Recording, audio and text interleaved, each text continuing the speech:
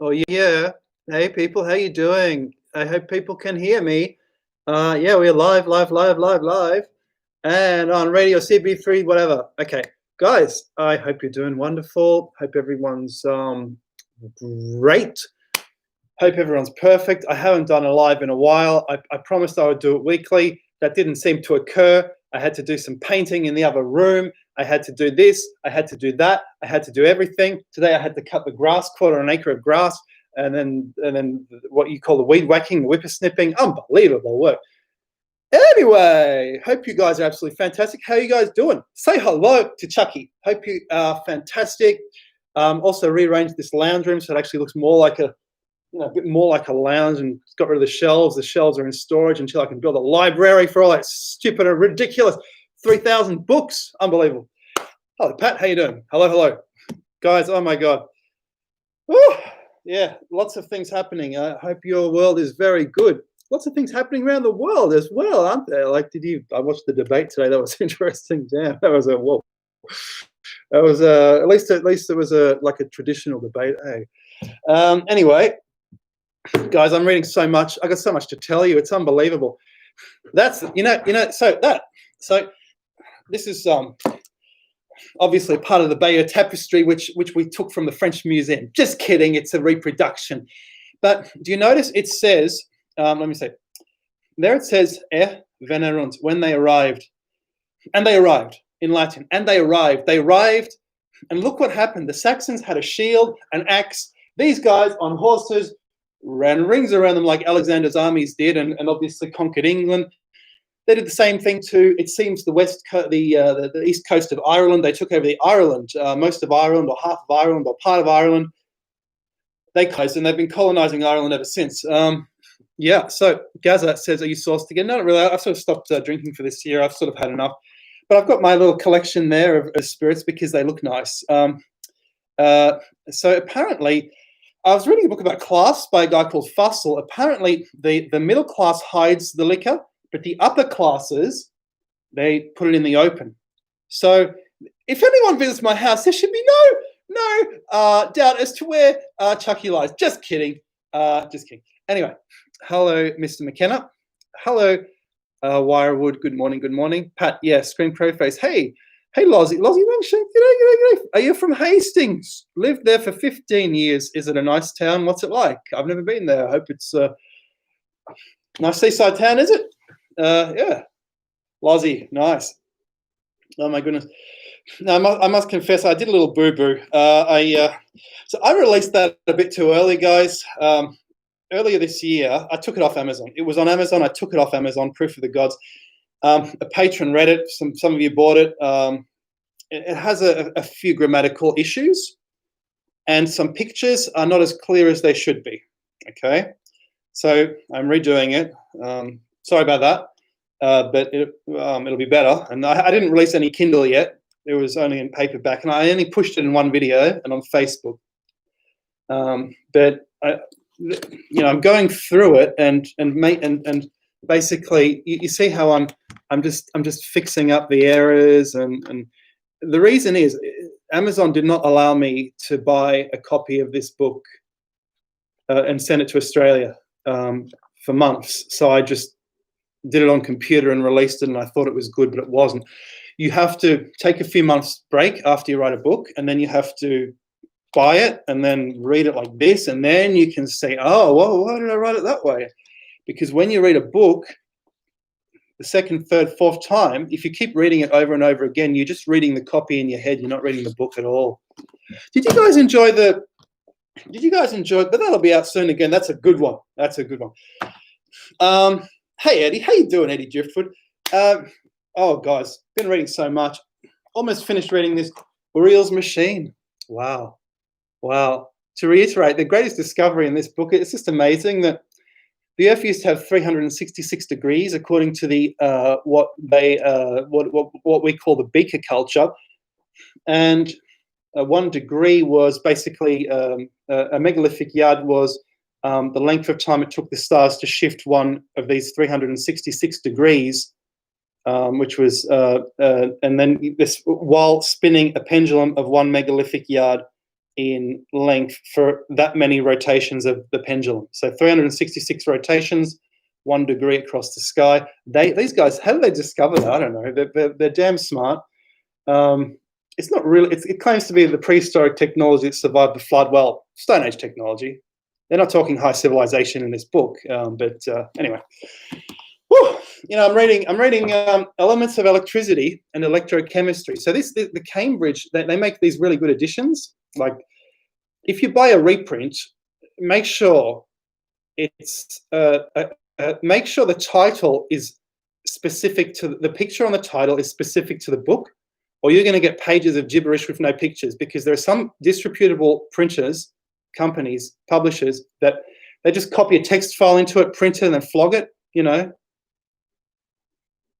Because publishers don't make that much, so they don't want to put too much work into one book. But then again, what's the point? I actually got a refund off a guy on eBay for selling a book which was of this sort.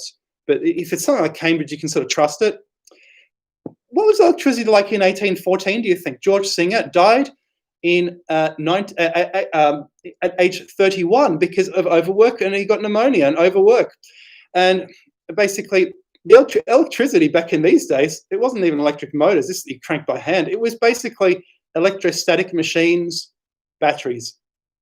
There wasn't electricity back then. Wasn't what we conceive it today. It was flying kite. That was electricity. It was rubbing a piece of two different pieces of silk. That was electricity. Yeah. But I'm reading that to see what electricity was like. I want to do some experiments. And the other reason I'm saying that is I've got another channel, called The Blue Moon. So please YouTube that and sub, because I'm going to put the scientific stuff onto The Blue Moon, all the chemistry. I built a lab. I just spent $300, $400 just the other day on just some basic lab equipment that I didn't have. You have to have all the equipment. If you want to do the job, you got to have the tools to do the job. Right. So let's see what Lozzie said about Hastings, because he said he's lived in Hastings for 15 years. So I hate Driftwood. So he says, I love it there. Not the best seaside town to some, but I disagree. By the way, 3,000 books. Wow. I don't know. Maybe it's 2,000. I don't know. Apocalypse J says, hi, Charles. Andreas Erickson, hello. He says, love your work. Love your work too, mate. I don't know your work, but I'm sure it's the best work that's ever been. Maya Wood says, would you agree? Reciprocal sovereignty is only prosperous as long as it's mutual, as long as its mutual valuation of appreciation is equally. I am not here to read the Declaration of Independence, Maya Wood, but thank you, or the American State Papers. What are you saying? Valuation of appreciation is equally validated and respected for empirical self-celebrating ethics to manifest. Are you quoting from Mr. Tocqueville or something? This is very interesting stuff there. This is deep. So Edward says, random time, Charles, keep safe, but yeah.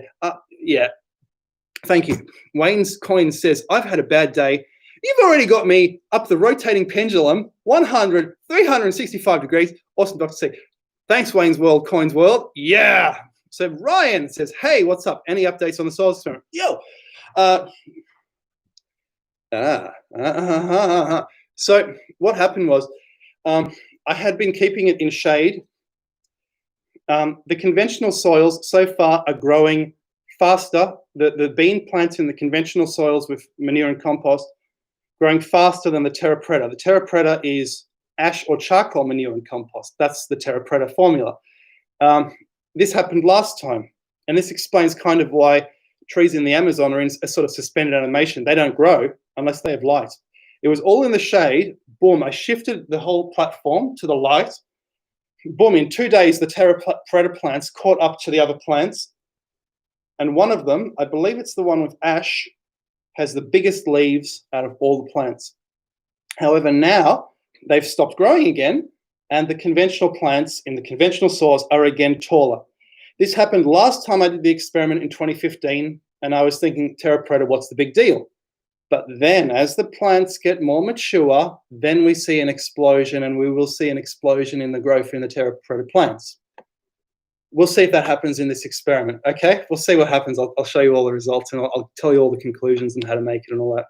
And I'll also release this on the other channel. I've got the Blue Moon, because that's going to be for science stuff, because people get confused.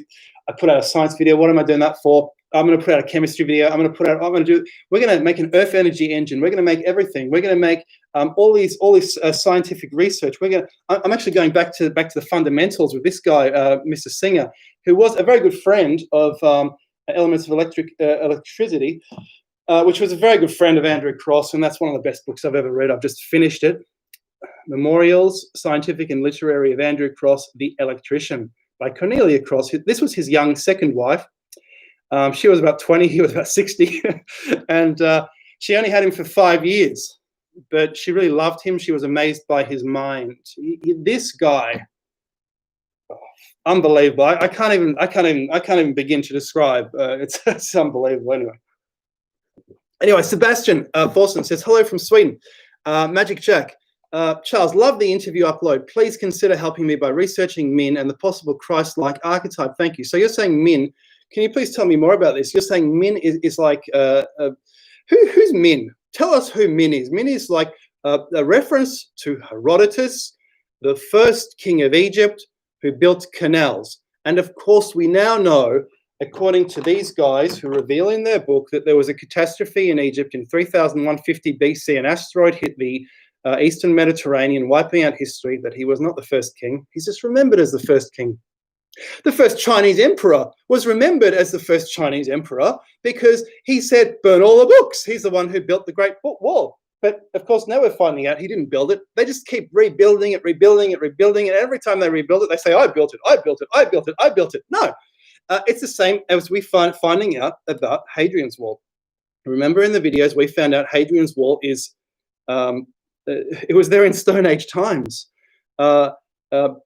It's unbelievable. It was there in Stone Age times. We can see that from the way the alignments with Stonehenge and Avebury are laid out, pointing to an equal distribution, a geographical distribution of east and west of the land area of England. This is unbelievable stuff. Unbelievable stuff. So Jace Ventura says, "G'day, Chucky." Julie the Greedy Vegan says, "Hi from Northern Ireland." Luke says, "Inca was in Oz."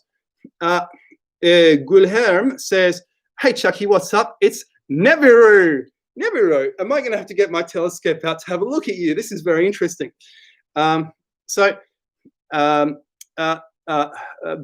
says, "Hi from Turkey." Hello, Berkant. Yeah. Magic Jack says, "Chucky, you the bomb."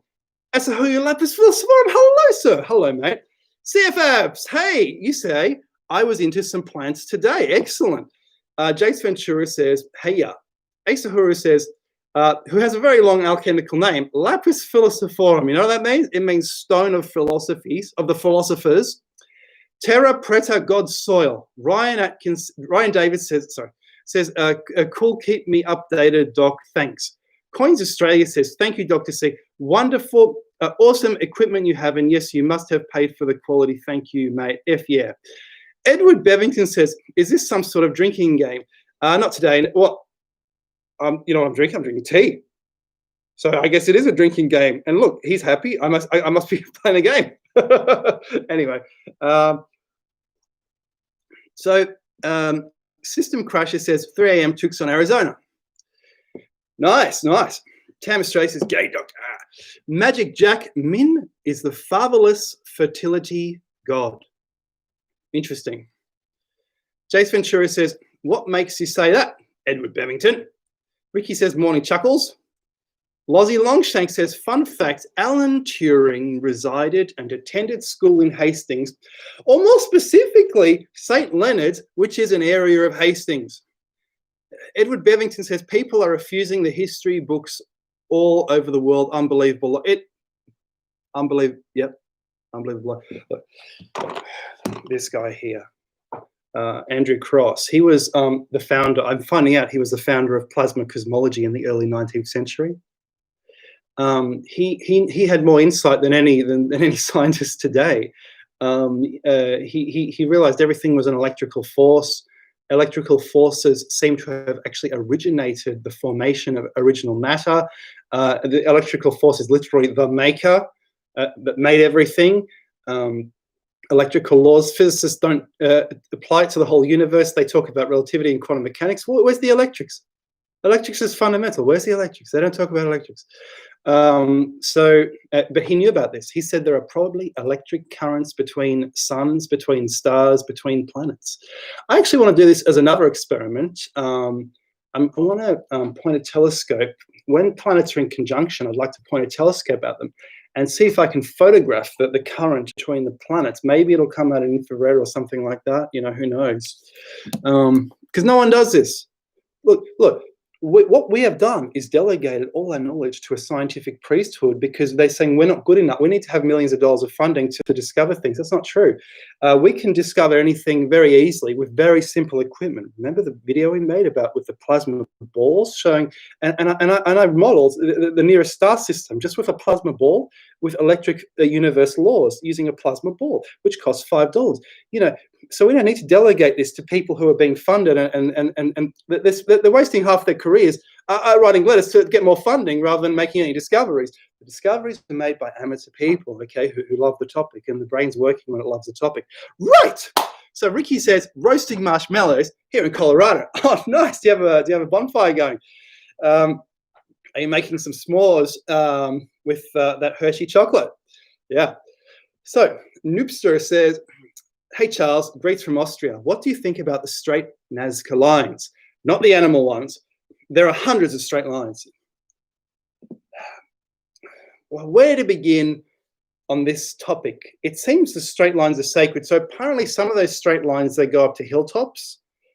And they might have been for walking along, honestly, because they might be processional ways. But I don't know what to make of them. That's the thing. We don't have enough knowledge yet. Do we even have any Inca books? Seriously, do we have Mayan books? Yes. The Aztecs? Do we have Aztec books? I don't know. Do we have Inca books? I've never heard of an Inca book. Have you heard of an Inca book? So we're going to have to look into mythology to find out about the lines. Maybe the mythology will reveal it. You know, yeah. Juggernaut says hello, Charles. Edward Bevington says, oh, yes, don't mention prehistoric engineering to them, lol. Caveman made fire, that's it, lol. Solon Victor says, so true. Asahoyu says, was the memorial book guys from England Druid knowledge descendant? This guy, Andrew Cross, was he a Druid descendant? Maybe. He was an aristocrat. He lived at a place called Fine Court, I think Somersetshire, and he was an aristocrat. He had his place for hundreds of years, and then here's why we don't know about him. He died in, I think, 1855, 1856. His mansion burned down in 1894. All his manuscripts destroyed. All his laboratory and equipment destroyed. He never published a book. He did his science for his own enjoyment. He wrote on scraps of paper, and he was a bit of a reclusive, though he did go to scientific societies to promulgate some of his discoveries, and they argued with him. They said he was wrong in some instances. He found out that electricity is fundamental in geology. He went to caves with crystals, and he said, this must be formed electrically. He spent his time forming crystals in the dark for years and years, growing under electric current from voltaic piles. He transformed his whole mansion into a massive laboratory. He had a massive, what he called an exploring cable going around the whole of his property, a mile long.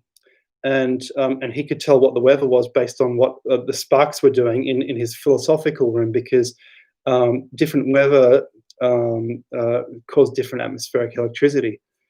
And this is kind of what Tesla did. So I made a video saying he inspired Nikola Tesla. Just incredible. And then he was a brilliant thinker, and this seems to be basically all we have. But I read, and there is some of his experiments listed here. His wife put them in here, and the results, and his letters, many of his letters, his poetry. But we also have, he had a colleague who died a lot younger, Mr. Singer, died at age only 31. and Mr. Singer wrote about some of his work. And this is all we have, I think, except for newspaper articles. That's all we have on Andrew Cross. So this great scientist and all his work, it's been lost, you see. And he was like a Tesla. So I just wanted to show that. What do you think of that?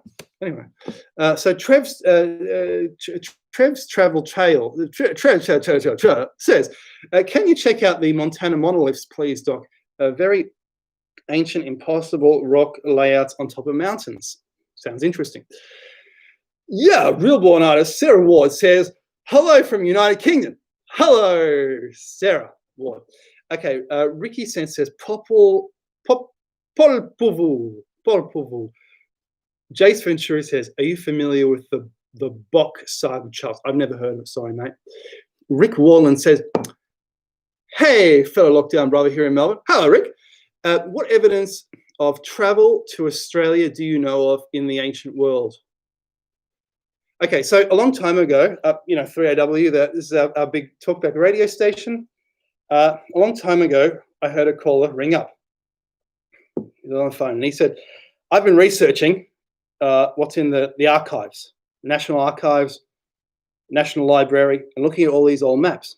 And I couldn't believe what I saw. I saw these Chinese maps of Australia. And you can see all the Darling River Basin. You can see all these river systems. They explored Australia. Yeah. So they were in Australia. We have, as you know, in Victoria, I want to write a book about it, Worthy Yuang, a 10,000-year-old stone circle in close to Geelong. And one end shoots off that way, one end shoots off that way, and they point to solstices. It's like it's almost like an egg shape. It looks like that. It comes down to a point, maybe the first Easter egg on the planet. And this is an incredible structure. They better start protecting it, build something over it, a fence around it, and or it's gone. Someone will just put the stones in a truck and it's gone. Yeah. So excusez-moi. So Bolt Gun says they lie to us about everything. Yeah. Culprit Black Book says sounds like my kind of guy. Jace Ventura says, check the channel site called Ancient Origins. Yes, good newspaper, Ancient Origins. Asahuyu Lapis Philosophorum says, the Memorial Book Guy just rediscovered old tech from the house his family stolen from earlier people like Tesla. Very interesting.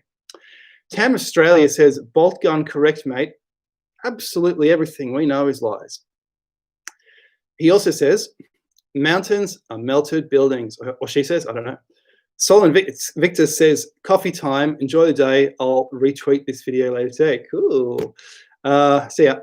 Matt and Mel says, hello from New Zealand. What do you think we would find if we removed all the sand in the Egypt desert? Ah, that's a good one. That's a good one. Although it's not just the sand, it's the water. You see, most of the Egyptian archaeology is Upper Egypt because the delta has covered Lower Egypt. It's actually shifted over the ruins, unfortunately, and that ruins is the ruins is under farmland. So you'd have to pay a farm. You'd have to set up a farmer for life if you want to dig up his farm, because the archaeologists, what they do, they concentrate on one site, and they have basically 4 weeks freedom a year, right? Where they're not marking in papers and doing all the university stuff, which is unbelievably time consuming. These professors, they don't have time to discover anything. They're just doing the administration stuff. And then they fly over, dig a bit, fly back in another year, and they do this for 20 years. So that to dig up Lower Egypt, you're going to have to pay off the whole area, a local area, but Upper Egypt, you're digging in the desert. It's easier. Yeah. So, Asahuyu says, by the way, congratulations on the great interview. Good work, mate. Thank you, Mr. Lapis Philosophorum. Yeah. Mary Wood says, most ancient quantification language is based on geodesic molecular crystallization morphology as well as matching its cosmic mirror feedback. That's interesting. Johnny's List says, no planes on 9/11. Now that's interesting, isn't it? So they released a video showing there's no plane on 9/11, but I can't remember if that's an old video or whether that's a brand new video because there's been so many videos. James of the Britain says, "Hey Charles, I love your videos." Thank you so much, James. Yeah, thank you. Simon Victor says, "Oh, he's talking to Tam Australia. We better keep their conversation private." But he's saying, okay, let's see what they're saying. He's saying, Tam Australia, mountains are ancient giant trees that reach the atmosphere. Mountains are the roots. System Crasher says, later, bro, have a great day. Have a great day. Rick Warland says, cheers, mate, stay safe. Bolt Gun says, I'm in USA, southern Ohio by river, and we have what I believe to be mud-covered pyramids amongst the mounds and earthworks. I believe you are correct. And if you're talking about an area by the river, then yes. And you're in Ohio. Ohio seems to have been an extremely sacred area. When I was in that area, I felt like I was in England almost, except for the trees being different. The energy, the earth energy is there. The hills and valleys are there. It's a mysterious place. It's a very beautiful state with that hilly, picturesque scenery. And certainly, every hill seems to have a fortress on top of it if you can get to it. Just incredible.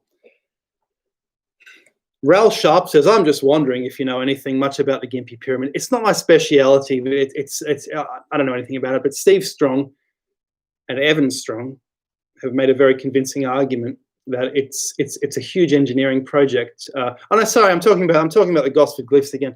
The Gympie Pyramid, the only thing I know is that there are videos on YouTube, people who have been to the town of Gympie, they see a megalithic wall around the local church. This was apparently it was according to one story, it's I think built by convicts, or it was built by soldiers who were given employment during the Depression. But the other story is these soldiers actually found it around a pyramid in the jungle nearby, which is no longer jungle, it's houses and things. And they stripped it off and they put it around the church. And around the church is a wall. The wall, I believe, slopes upwards like that, like a pyramid on each side. And it's polygonal. And the people who have researched it said, who the hell builds a polygonal wall, especially during the Depression? And the answer is, well, not many people, maybe no one. What do you think? Strange.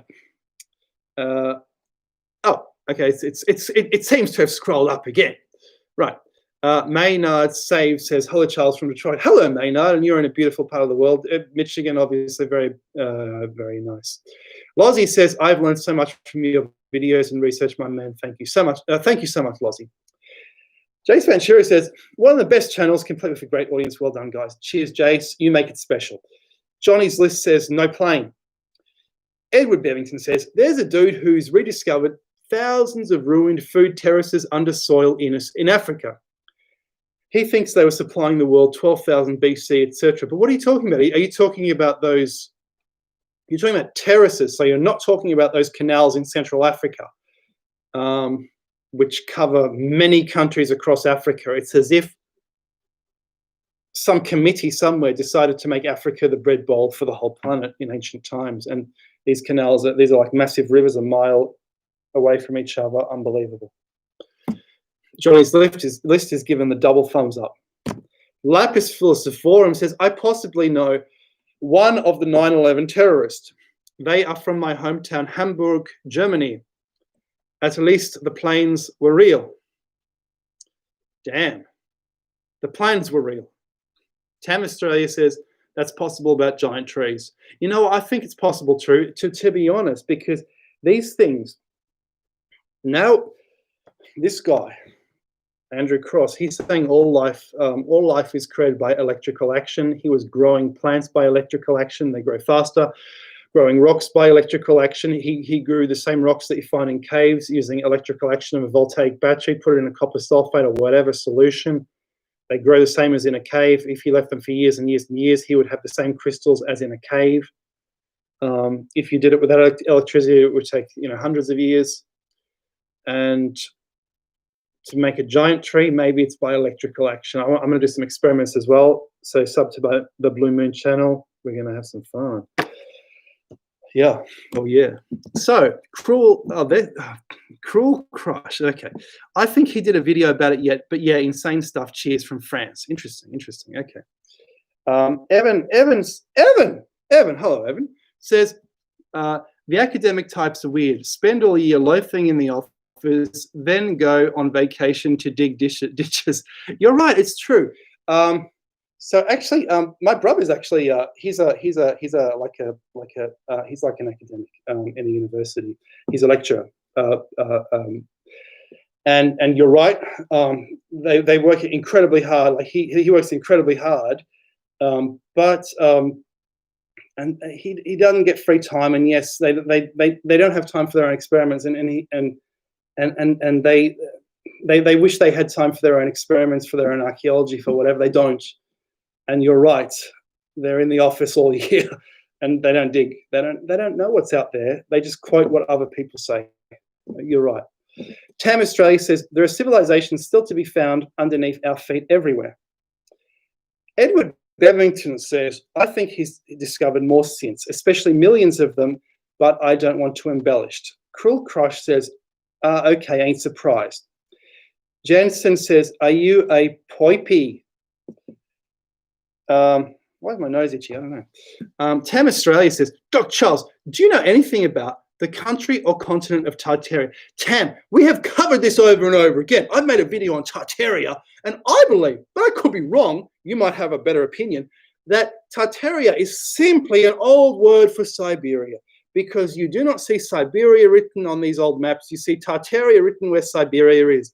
In addition, if you look at the flags, you see the Tartarian flag is simply the flag of West China.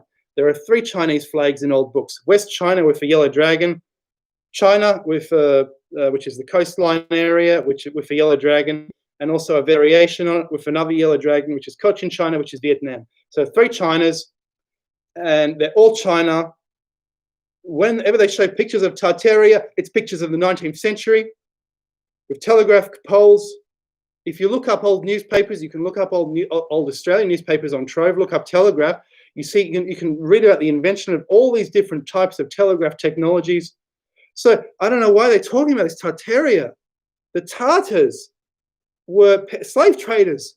Tesla didn't live in Tartaria. Okay, where did Tesla live? He lived in the USA. Tartaria is the USA or Western Europe, right? What do you think?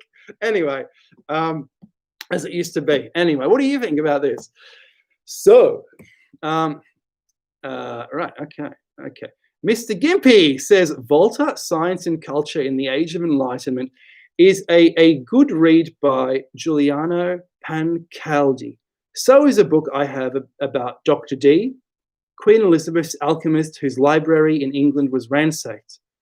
Indeed, he went off to Poland, which was at the time, actually, it was actually one of the strongest states in Europe. It was actually a center of alchemy and learning.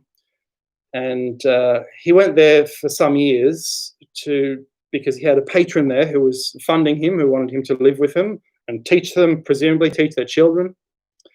And when he got back to England, he went over to his office. And I think one of his neighbors was supposed to be looking after his house, and he found most of his stuff gone.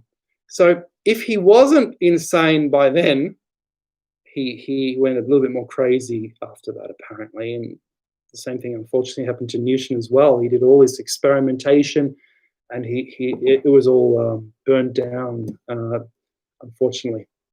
Yeah. His lab was burnt down or something like that. Sean Hoffman, hey, buddy. John James says, seen the pictures of the Pentagon after the plane hit? Sweet FA damage. Streamlab says, hey, I got 6 months to live. I'm a huge fan. It would mean a lot to me if you can say hello. Well, hello, Streamlabs. But have you tried juicing? Because I don't know, I understand there's 6 months to live. If you have juicing, it might help you. But I'm not giving you any advice. You just follow the advice. Anyway, Sean Hoffman says, you're so stupid. Oh, I hope not. Are you talking about me? I hope not. Okay. Trev's Travel Tale says, it's an electric universe. Power, life, things happen. Culprit BLK says, apparently trees make noise that we can't hear. Streamlabs says, be nice and interesting. Okay. Paul from Newcastle. Hi, Charles and all. Hello, flowers and all that, Newcastle. John James says, at Mudflood. Indeed. So the Tartaria people combine the Mudflood with the Tartaria. But they might be two different things. Maybe there was catastrophes. Maybe there wasn't. Who knows? None your business, says 3:33 a.m. here in Oregon. Cheers, Doc Charles. I thought that was none my business. Thanks. Hello, it was the pumpkins as well, because Halloween. Louis the 17th says the Great Tartarian Empire. Screamcrow Face says Madame Blavatsky mentions Tartaria a lot. Oh, is that where it comes from? She mentions it in Isis Unveiled. I didn't know that. She said they were Buddhists. I guess they were Buddhists. I guess they were. So that's where it comes from. Thank you for clearing this up. This is awesome. John James says, when people talk about Tartaria, they aren't referring to a geographical location, rather the worldwide Tartarian-style buildings. But that's the problem, because Tartaria is a geographical location. So that's why the name is stupid. It's wrong. John James says, Manyard says, when do you think they build Guan Pata? That's that pyramid in Indonesia, isn't it? Or something like that. I don't know anything about it. I'm so sorry. Jace Ventura says, I'd love to hear you take on the Bok saga. I wish I knew what that was so I could answer, but I don't. Oh. Culprit BLK says, if you want to grow rock, you'd have to make the rock itself the anode or cathode and the solution the other. And you could try and merge different kinds of the same rocks together, maybe that way. Exactly. So what this guy, Andrew Cross, was doing to create, he was creating new minerals that he said were not found in nature, new rocks. And what would eventually happen is the crystals would grow on the anode or the cathode, and they would start crystallizing. And once he did this experiment, insects started crystallizing. So he actually saw like an egg or something, but out of the egg, reaching out of the egg, he saw limbs slowly growing. And after about a year, a fully formed insect appeared. And he didn't know what the hell was going on. But he had to discontinue these experiments because he became very unpopular and he got death threats and so forth because he was creating life electrically. So it seems there is some kind of electrical action to force the creation of life. There is another way of growing life that we don't know about, which is electrical. And he did that with plants and with animals. What a oh my God, what a scientist. And his work lost, yeah, unfortunately. It's so sad. Evan says, what about the Tunguska event? That event was, well, wasn't that a comet? So apparently it was a very light object. They think it was a comet. So now they say an asteroid is something that's heavy and a comet is something that's very light. It's like a fluffy, fluidy kind of thing, and that's why it gives off this gas, and it's melting away, and it's not necessarily ice. It could be something else, a bit of space plasma or whatever. That plasma word's used a bit strangely, I suppose, but I've heard that word used for comets. Who knows? Who knows? So Tam Australia says, thanks, Charles. Hadn't heard the Siberia-China connection. That's the thing. You look at the old maps which say Great Tartaria, and it's plastered over Siberia, and there's no word Siberia written there. So that's a geographical location for Siberia. Louis the 17th, who no doubt believes in Tartaria, which is fine, says Tartaria was Islamic, and you're probably right. You could say it was sort of like Tamerlane's empire, isn't it? Because he was sort of that ilk, and he was Islamic, and yeah. Lapis Philosopher. Oh, well, there's a message up there. John James says, Charles, crepuscular sun. What does it mean? Crepuscular sun rays prove flat Earth. If the sun is 109 times the size of Earth, why isn't the sun covering the whole sky? I don't know. I presumably there are some. I don't know. presumably there are some counter arguments to this assertion of yours, I suppose, but I don't know the answer to that question. John James told the other bloke to do a water fast. Totally agree. Culprit says, if you want to grow a rock, you'd have to make the rock itself the anode. Oh, yeah, we read that. So James of the Britons says, John James can also look at the eclipse. The shadow of the moon cannot be smaller than the moon itself. Shadows are always larger than the object that casts them. Lapis Philosophorum says, if I say I make you to a Tartar, I say I will decorate your meat with your head split. Huh. What are you saying there? Classic Chris says hello. James of the Britons, if you have a 70-mile shadow, how big is the moon? Louis says steak tartare is raw beef served to little blonde girls in films like Mummy Dearest. Right. Jason Ventura says life is electric. You're right. Life is electrical. Even in something like relationships and stuff, you have repulsion, attraction, repulsion, repulsion, repulsion, attraction, repulsion, repulsion. You see, that's a relationship. It's electricity, literally. Life is pure electricity. Biology is pure electricity. And what Andrew Cross realized is every process in nature is an electrical process. Electricity isn't just 240 volts coming out of a power station. Electricity is all of chemistry when electrons move between things as they do.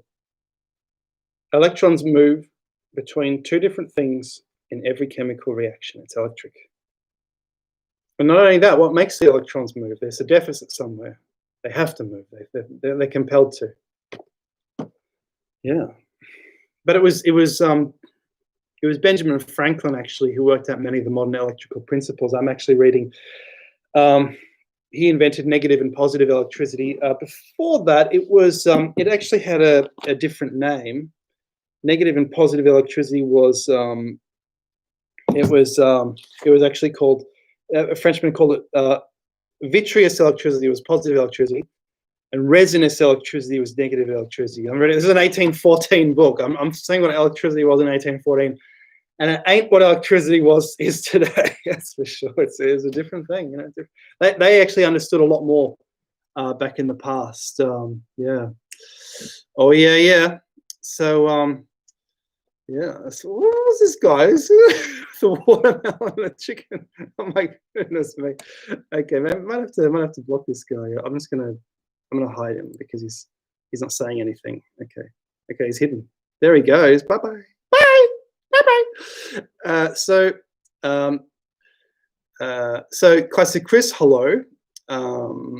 What else? Calvin says the people at chematology.com are offering a trip to Egypt that includes private time inside many of the best sites for $3,900, airfare not included, chematology.com. Culprit BLK says that's strange because insects seem to be drawn into acid dissociators for some strange reason. I think they're attracted to the charge. Ah, interesting. So what this guy did, hermetically sealed a retort, which is a bulb of this thing, had the wires going in, sealed it, washed it with ethanol, sealed it up with the gum, the Putragucha gum. A year later, an insect appeared inside the thing, flying around. He noticed when the insects form in the electrified liquid solution, they're alive, they're growing.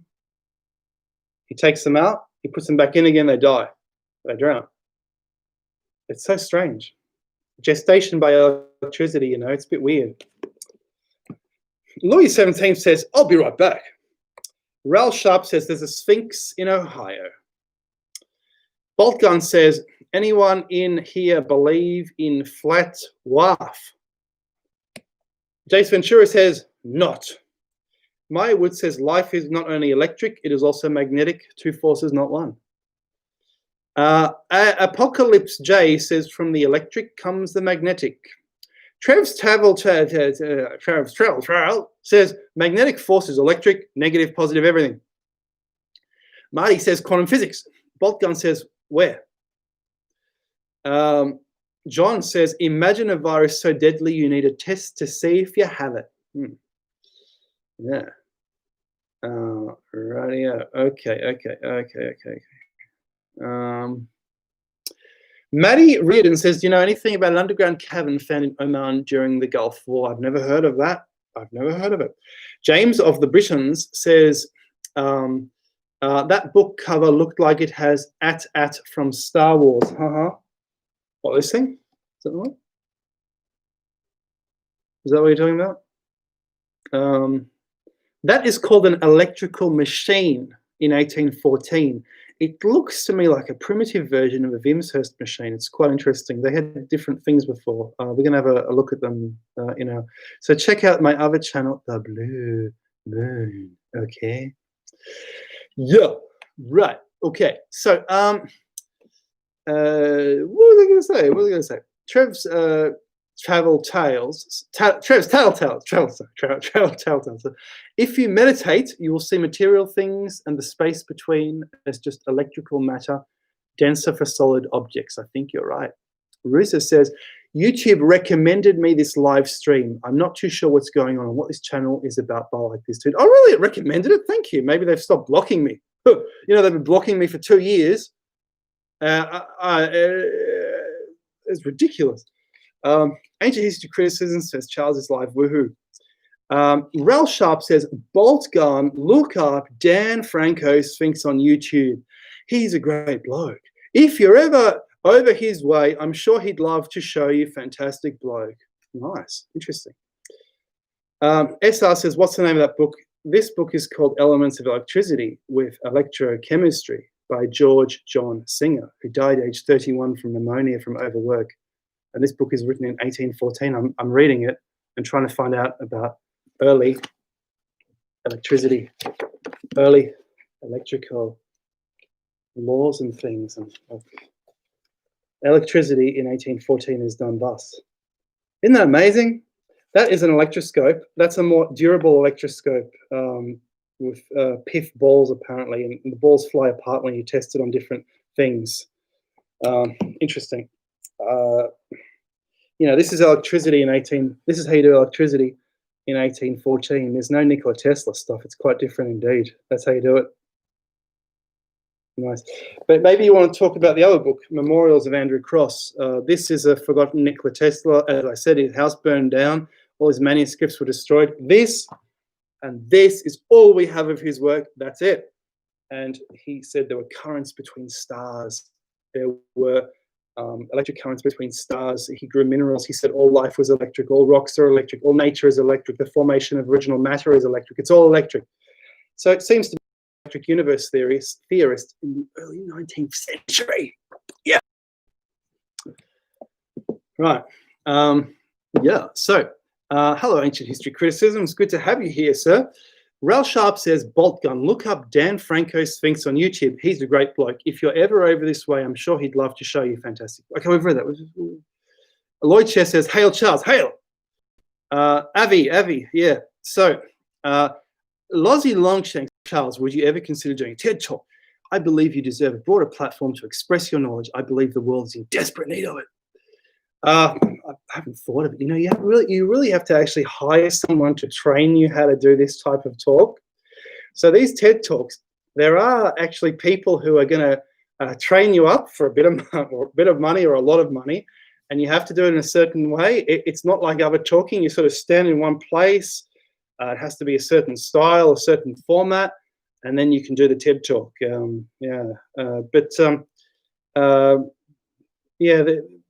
are trainers who can train you up to do it.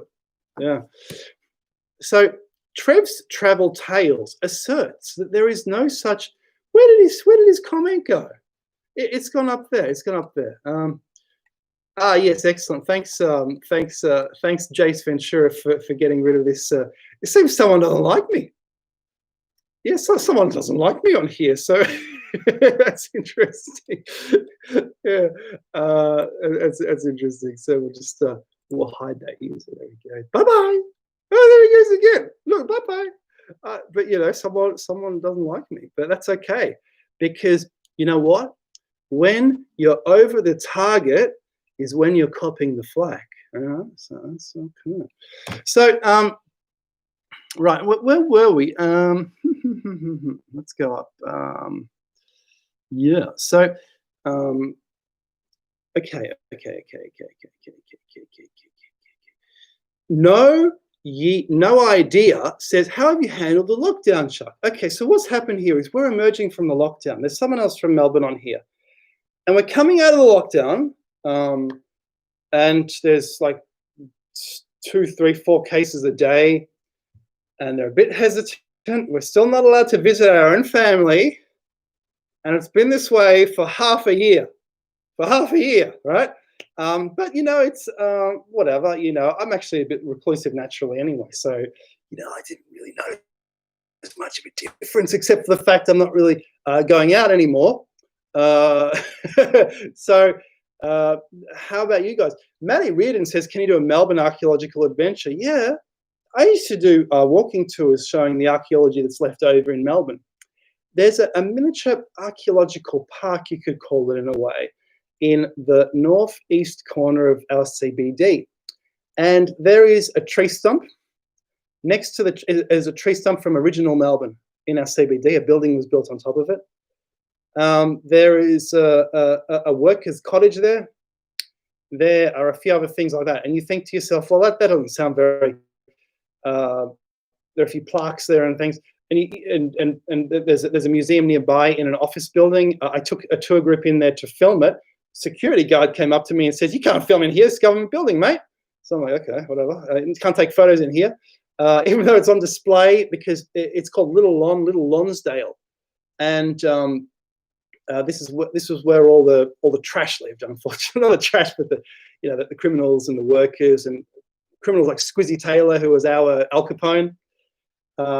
But instead of peddling illegal whiskey to rich people and everyone else, he was opening sly grog stores, because our version of prohibition, alcohol was legal, but pubs had to close at 6. And that was between World War I. People would knock off from work and then have a 6 o'clock swill, which is that, and then go home.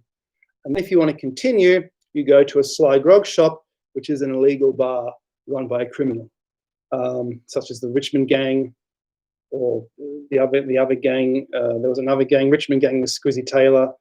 There's a movie about him. I think you can watch it on YouTube. I think, I'm not sure. But anyway, what are we talking about? Yeah, so there is archaeology in Melbourne. There's a tree near the CBD with a shield carved out of the bark, an Aboriginal shield carved out of the bark. It's still there. But I believe it might, last time I saw it, I think it might have been wrecked a bit. But it's surprising it's still there. It shows our city is hardly old at all. It's quite new. Yeah. So Jace Ventura says, wow, neat book. Ralph Sharp says, bolt gun. That's amazing how you tag and highlight in red. Yeah. Apocalypse J says, gravity is a byproduct of the electromagnetic forces. James of the Britain says, electric universe is more probable than the current BS model. Absolutely. I totally agree. I know someone who is a top physicist, and he agrees. He says cosmology is trash. It's not trash. No, it's not trash, but it's obviously there's a huge amount of work there. But by ignoring a fundamental part of nature, you have to kind of start from the beginning in some respects if you want to explain everything very well. So do you reckon gravity is a byproduct of the electromagnetic forces? Now, this is kind of hard to prove.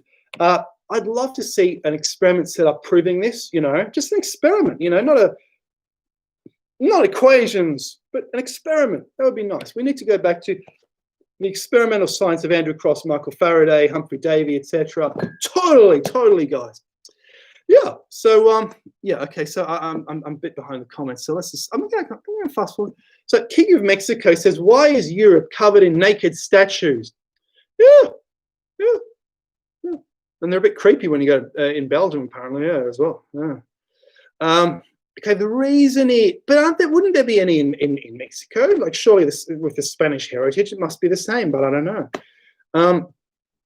This is out of the classical tradition, surely. And they all these society. So the people who set up the statues are like chambers of business and industry and historians and historical societies working together. And lots of these statues, they're actually, they point to alignments. There's secret clues hidden in them for future people to discover. And then these people in America said, well, you don't like them, you know, and then other people can't discover the clues in the statues, unfortunately. Yeah.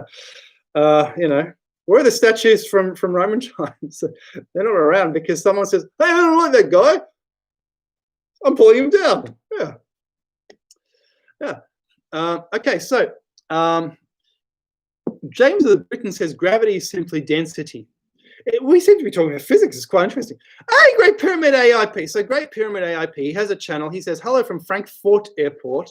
So this is probably in America, right? On the way to, you're going to Egypt? You're allowed to leave the country. We're not allowed to leave the country here. You're allowed to go to Egypt. That's amazing. So he has a channel, and no doubt on his channel, he will be showing, he will be at Giza again, showing the Sphinx, showing the pyramid, and he does sacred geometry at Giza. One of his videos, he said, we're going to find out what's at the center at the Eye of Horus, because he found there's a huge, it's an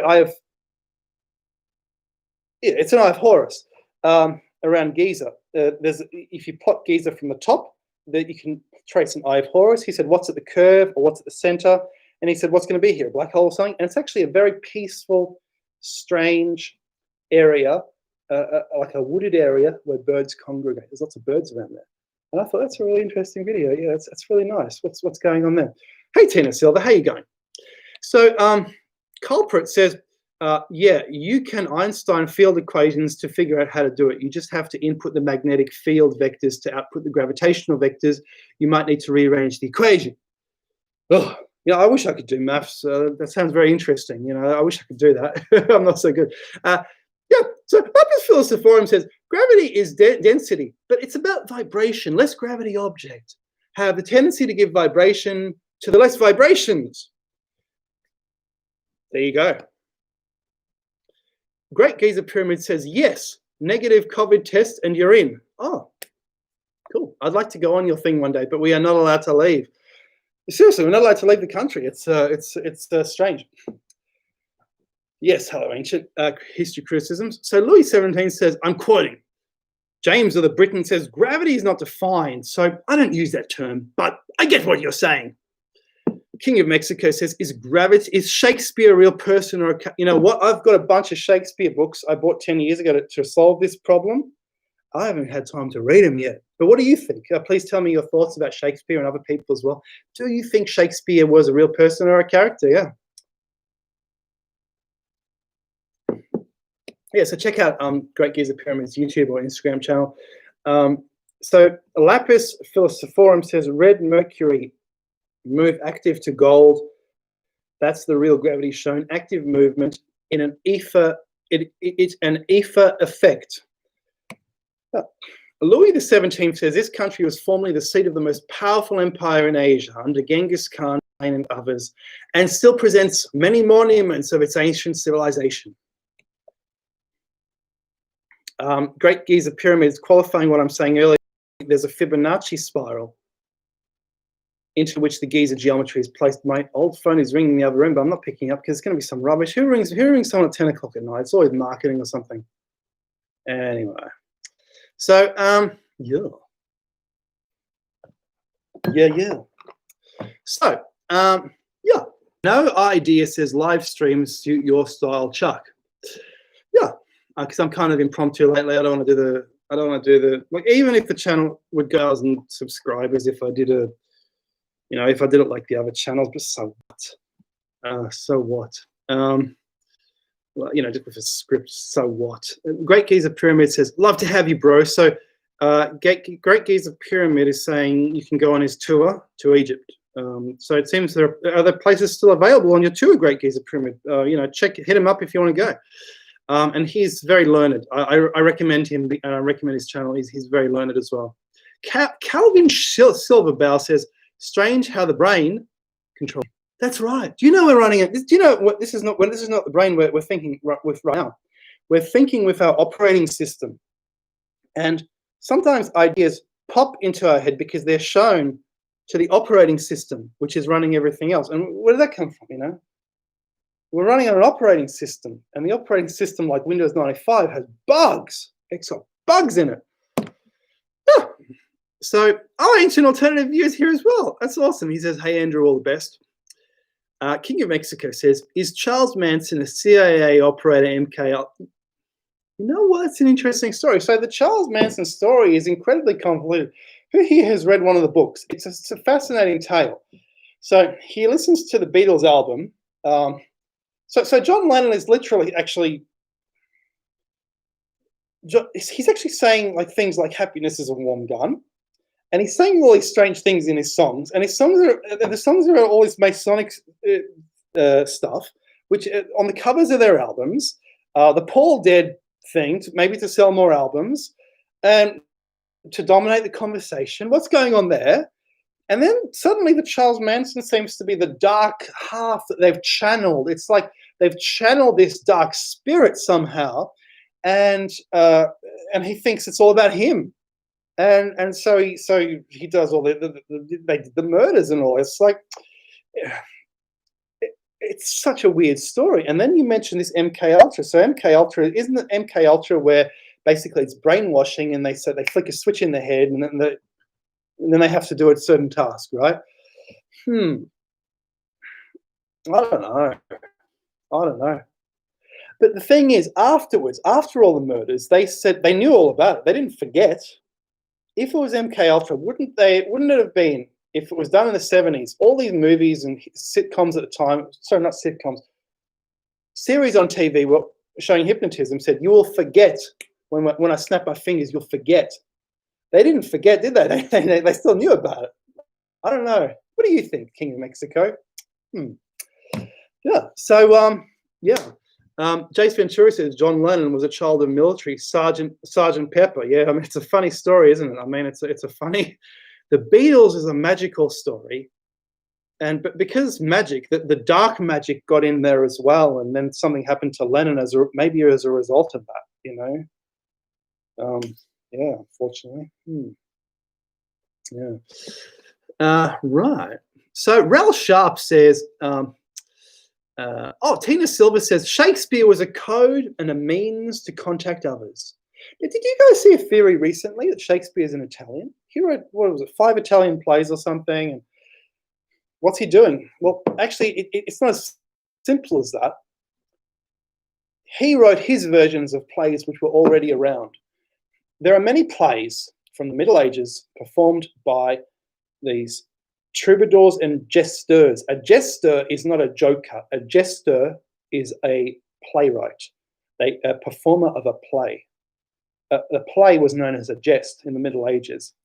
And what happened was there are many which have not survived, and Shakespeare was giving his versions of these plays.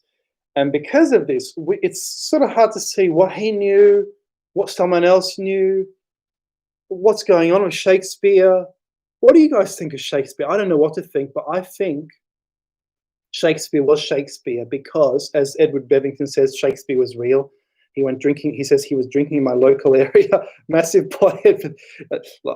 You're joking, but phrenologists, head readers, have examined the skull of Shakespeare, and they've said, look, he actually has the head that corresponds to what phrenologists say is the head of a poet, which is a massive area here.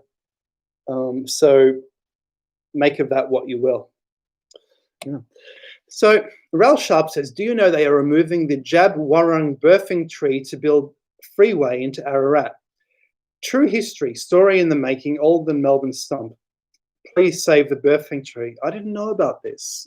That's interesting. So Ararat, believe it or not, apparently was founded by the Chinese. If you go to Ararat, there's a memorial saying the Chinese founded it. And what happened was the Chinese, it's in the gold region. The Chinese came here during the gold rush, and the colony of Victoria, as it was at the time, there was no Australia just yet. It wasn't united yet. South Africa and Australia united at the same time, about the same time, around 1900. But before that, the Chinese arrived, and they arrived in one of their ships, and the locals said, "Oh, you need to pay a license fee of a certain number of pounds if you want to disembark and look for gold." And they said, "Okay, well, how do we get the money?" And they said, "Well, you don't have the money, and you can't change your money for this money because you're not allowed to disembark because you need to pay us first." So they said, "Well, what do we do?" So they sailed to South Australia, landed in South Australia, walked overland and founded Ararat, and that was their mining settlement. Unbelievable. Can you believe that? That sort of dedication and hard work? Unbelievable. And that's a little known story. And you're saying they want to remove the birthing tree from Ararat. So obviously, maybe they set up in an area where the Aboriginals were already.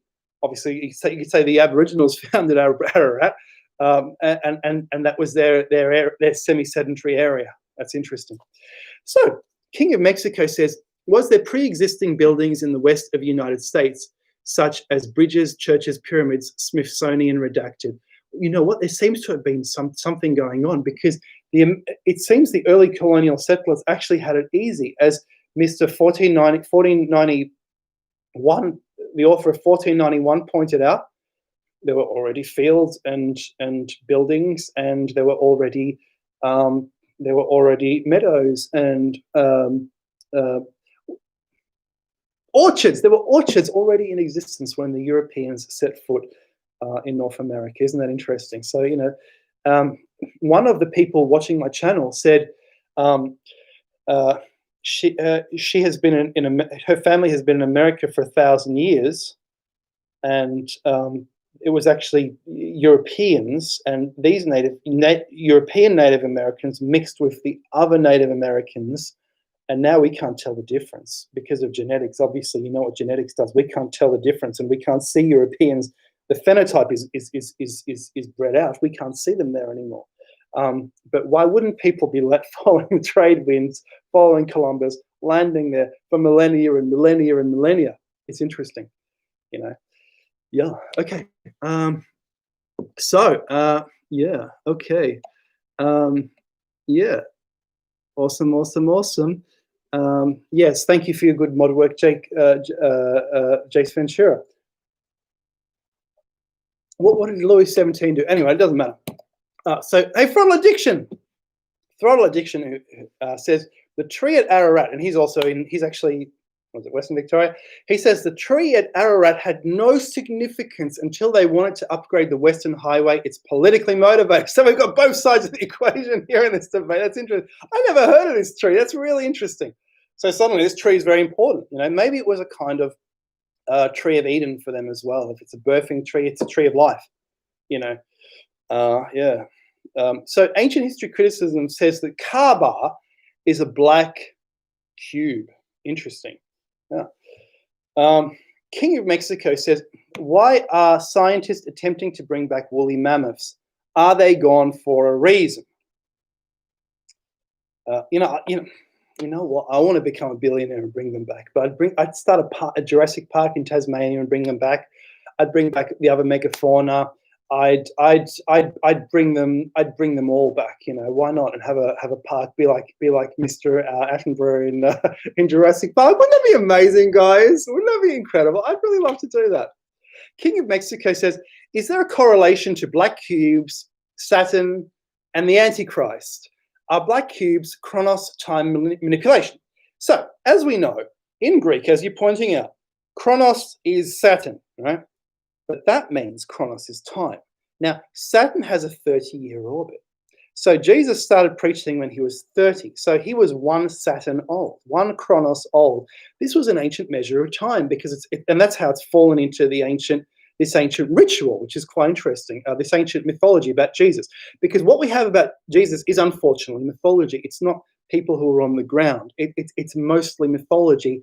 And unfortunately, it seems there was a real Jesus, but all this mythology has become attached to him, like even things like Christmas or Easter, you know, and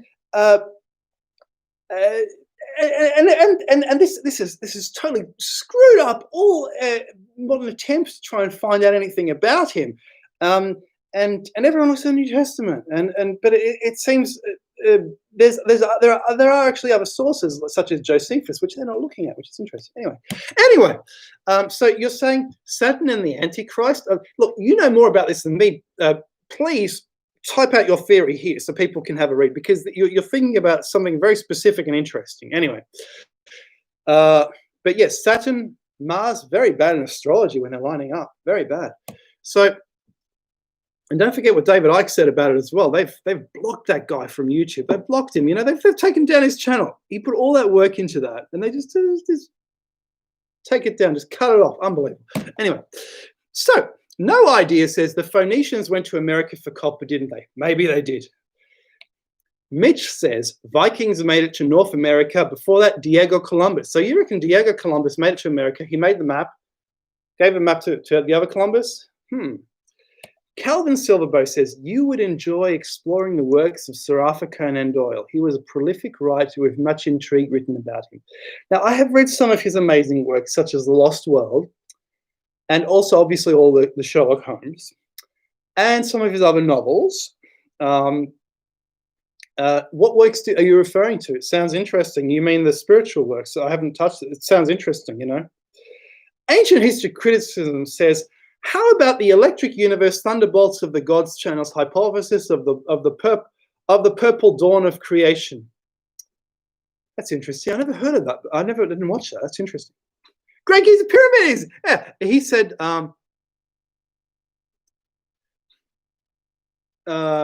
He's talking to Tina Silver, and he says, "Haven't met me. I'm an author, not famous. No Mark Lena, Zahi, Jimmy from Bright Insight, Yusuf. Yeah, you know, you two would get along together because you sort of seem to know the same people. That's interesting, yeah." Calvin Silver says he wrote more than just the Sherlock Holmes stories. King of Mexico says, is California named after the goddess Kali? Yeah, that's an interesting point you got there. Matty Reardon says, I've got mounds and walls that no one has any explanation for at my farm in Flowerdale, another Chinese mining settlement in Victoria. I didn't know that. There's another one. That's it. Wow. Oh, I'd love to see one day. That'd be very nice. Yeah, when this is all over, maybe you can email me, and yeah, that'd be nice. My email's on my website. S. Frank says, imagine if America and Australia were nation of its natives. I bet they'd be amazing. Luna Sparkles says, love. Ancient Alternative View says, got to run, best to all. Thank you, sir.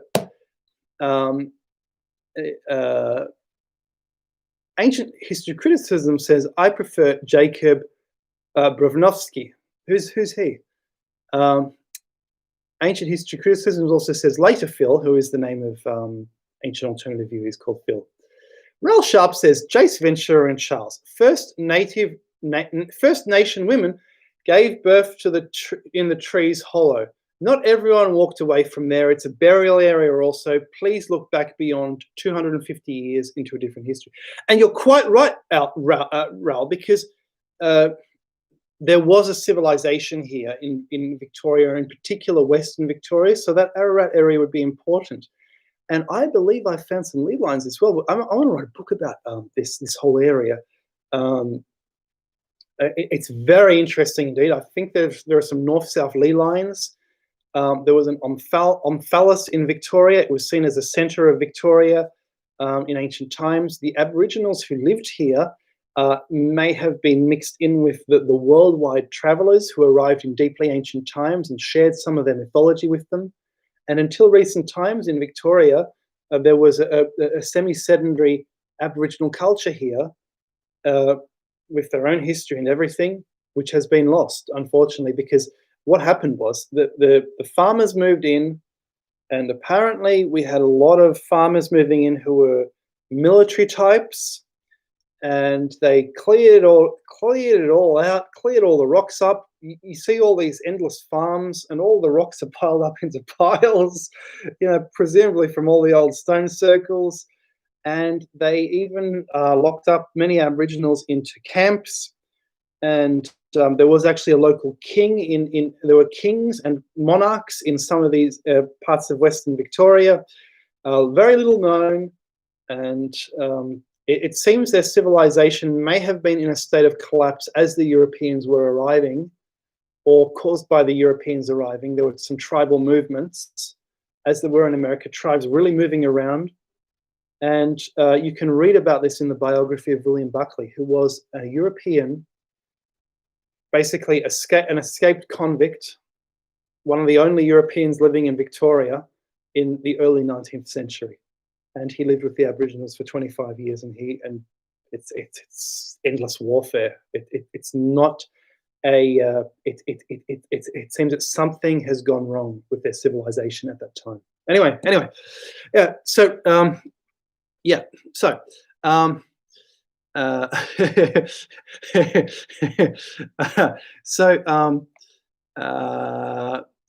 so our ancient says Jacob Brunovsky did a series, Ascent of Man. It's kind of old. Sounds interesting. So Edward Bevington says Arthur Conan Doyle helped set up a church of spiritualism, didn't he too?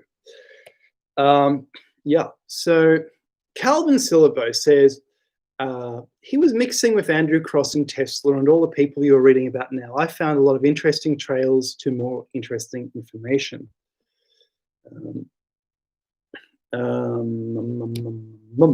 Right.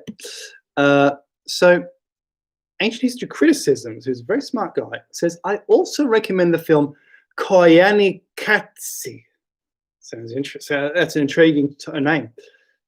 Edward Bevington says, oh no, Culprit Book says, Jesus was apparently said he was the son of a king, not a god. King Solomon, who had built the temple in the city that decided to kill him 1,000 years before. Interesting. Edward Bevington says, tell you what has been neglected recently. Apparently, a group went into the pyramid, started harmonizing. The roof started to emit light. They thought one more person and something might have happened. Intriguing. So Ral Sharp says Southwest Victoria eel traps made by, so you know all about it. Would you be Aboriginal yourself? He says Southwest Victoria eel traps made by the local Aboriginals here. You should come have a look. They are near Portland, full stop. It shows that Indigenous people were not so nomadic. Indeed, you're quite correct. There's a lot. I did a little bit of exploring myself. I haven't been out that way, but I've been to Sunbury, and I've seen some of the circle rings on the hills, which are facing astronomical alignments. And I found two of them.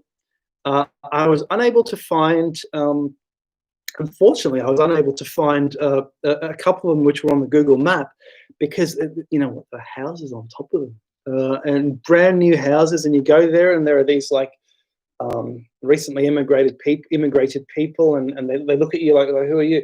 And what are you doing on my driveway, for example, you know, and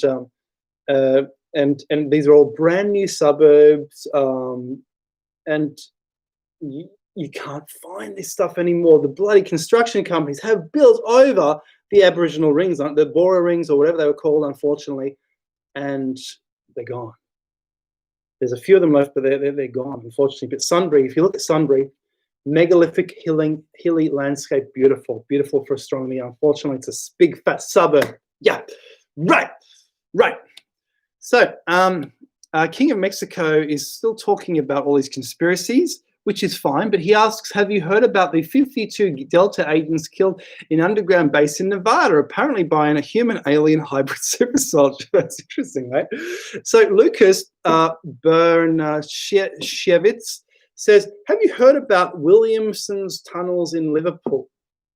Yes, I believe you're talking about, there was some aristocrat who just dug into the ground under his house and he built these amazing tunnels. Is that what you're talking about? And not very well known.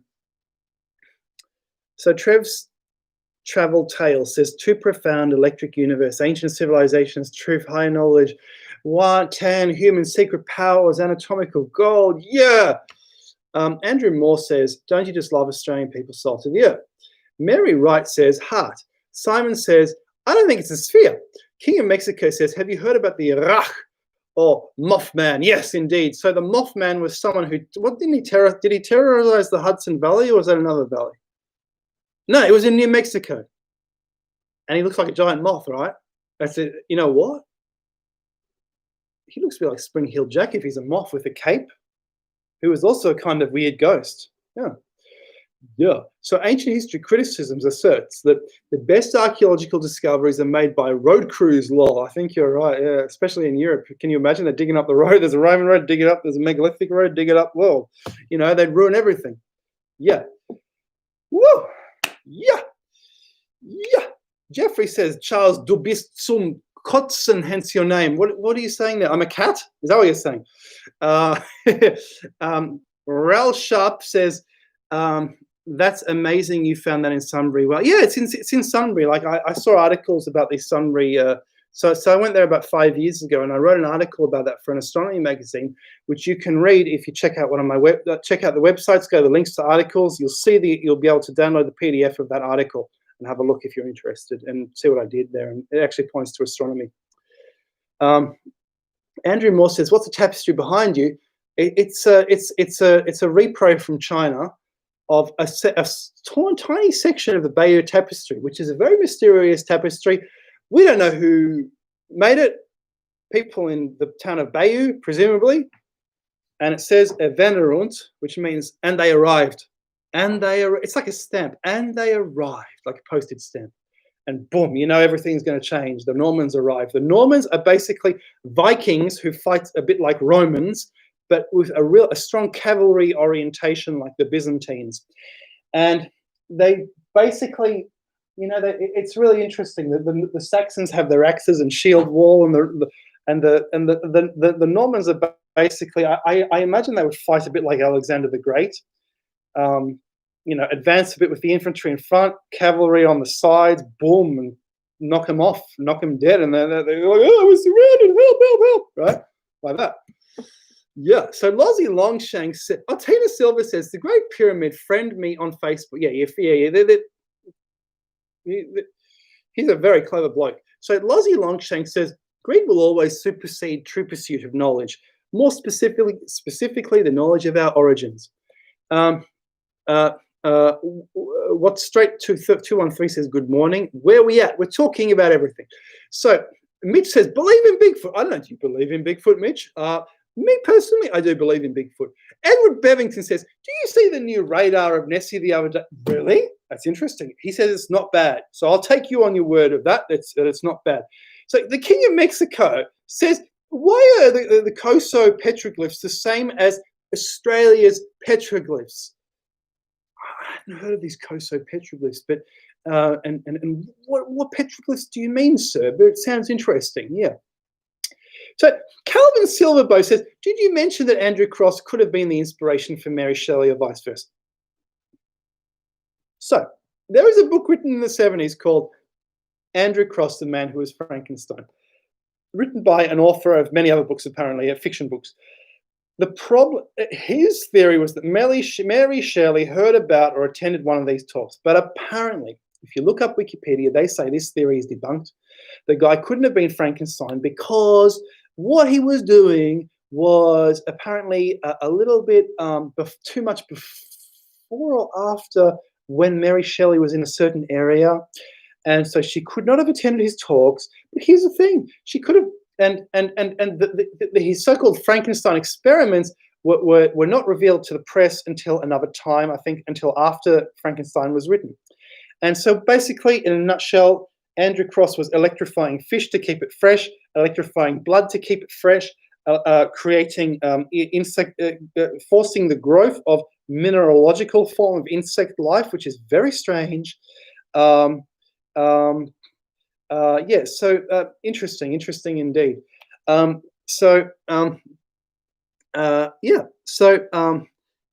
of the Britain is talking about Biden. I don't want to talk about politics. I don't want to alienate anyone because the people who talk politics are going to alienate half of the people they're talking to. You know what the hell?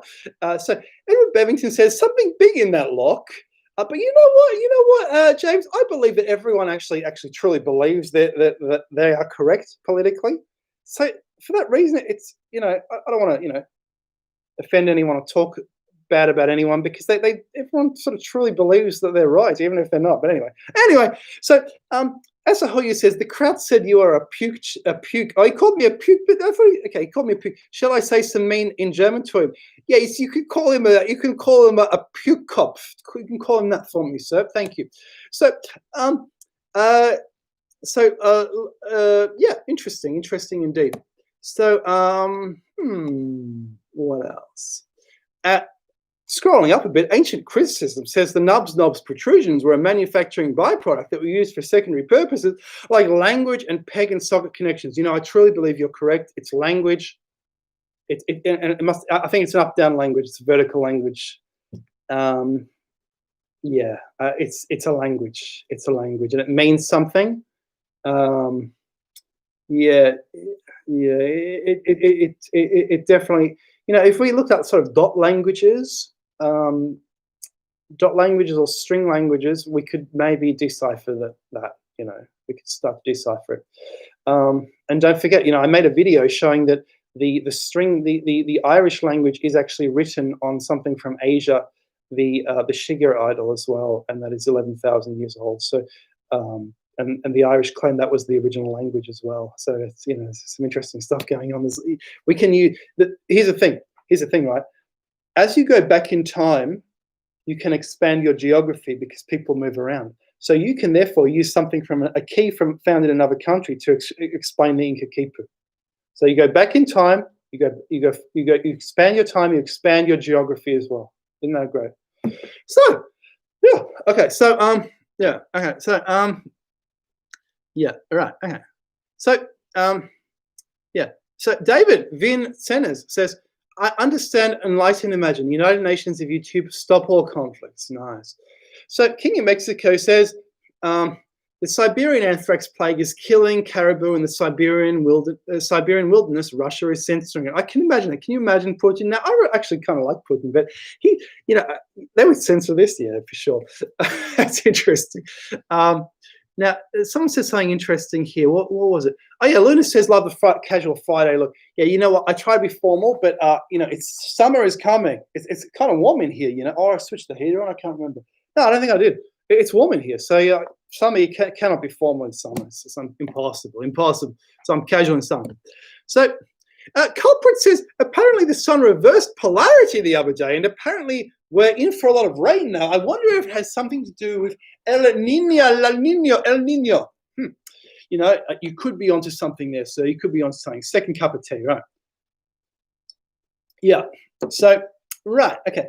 So Andrew Moore says, I wish you would do a live one that coincides with British time. Yeah, maybe I'll try and do that, but I'm just doing it when I feel like it. So yeah, anyway. So King of Mexico says, a lot of wildlife are dying due to the magnetic poles switching. Damn Lie Busters says, what is your personal favorite historical time period and why? Me, my personal favorite time period, I reckon the Victorian era. And the reason I say that, or maybe the Renaissance, the reason I say that is there was just you would see that the beauty of new architecture going up around you, even in Victorian England, and you would see the innovation. The only problem is both these eras are characterized by a sort of brutal working environment. You've got to work 12 hours a day. And they had strange laws. I was reading today about an Elizabethan law where you had to stay, if you were just a workman, you had to stay in your local parish. And if there was no work there, tough luck. And if you went to another parish to look for work, you were treated as a vagabond. They put you in the stocks or throw things at you. You see what I mean? So, and you would be taking someone else's job in that parish as well. So it wasn't always like it was today. In fact, it was extremely brutal in these past time periods. So yeah, it's very strange. But also the Middle Ages was actually quite a nice time. I reckon the Middle Ages was a nicer time than the Renaissance. The wars were long, but they were on a smaller scale. Knights fought them. There weren't conscripted armies as later in the Enlightenment. You didn't have to do that if you weren't a knight. It wasn't a bad time. And there were people like Roger Bacon who made a telescope. Roger Bacon in the 1200s, he has been described as an Enlightenment thinker who lived 500 years before the time he should have. He made a telescope. He possibly made a microscope, and he was living at Oxford University. I just ordered a biography on him to find out about this stuff. It seems he had a piece of wood and 2 lenses, and then he could move the lenses around. I'd like to replicate that, make that. Anyway, yeah. So, King of Mexico says, once the permafrost melts, we will be exposed to bacteria that is dangerous. Yeah. King of the Britons says, James of the Britons says, anyone familiar with Canon? Oh, that thing. Yeah, the thing that's been banned, right? Culprit says there's been a lot of virus getting into the atmosphere later. I wonder if it's because they're stirred and are migrating between poles because of the change.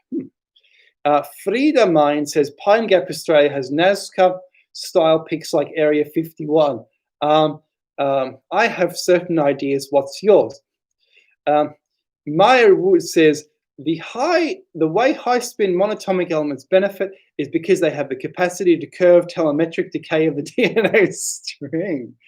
Maya Wood, you are on another level, and Maya Wood was saying this sort of stuff up there and earlier on in the comments, and it's really interesting stuff. Like, wow. So Rahul says, can you give a short introduction? John James says, let's solve some missing person cases. Asahuyu says, he's saying some stuff in, he's saying you little something or other, and then he's saying, I can't read the rest. Okay, right. Okay, so okay. Thank you. But I don't know, was he sure he was being rude to me? Anyway, whatever. Okay. So Ancient History Criticism says AIP has the best photo. Well, you must be sure because you're German. AIP has the best photo of the portcullis nub in the Great Pyramid, the only original glyph in the pyramid. Wonderful, wonderful.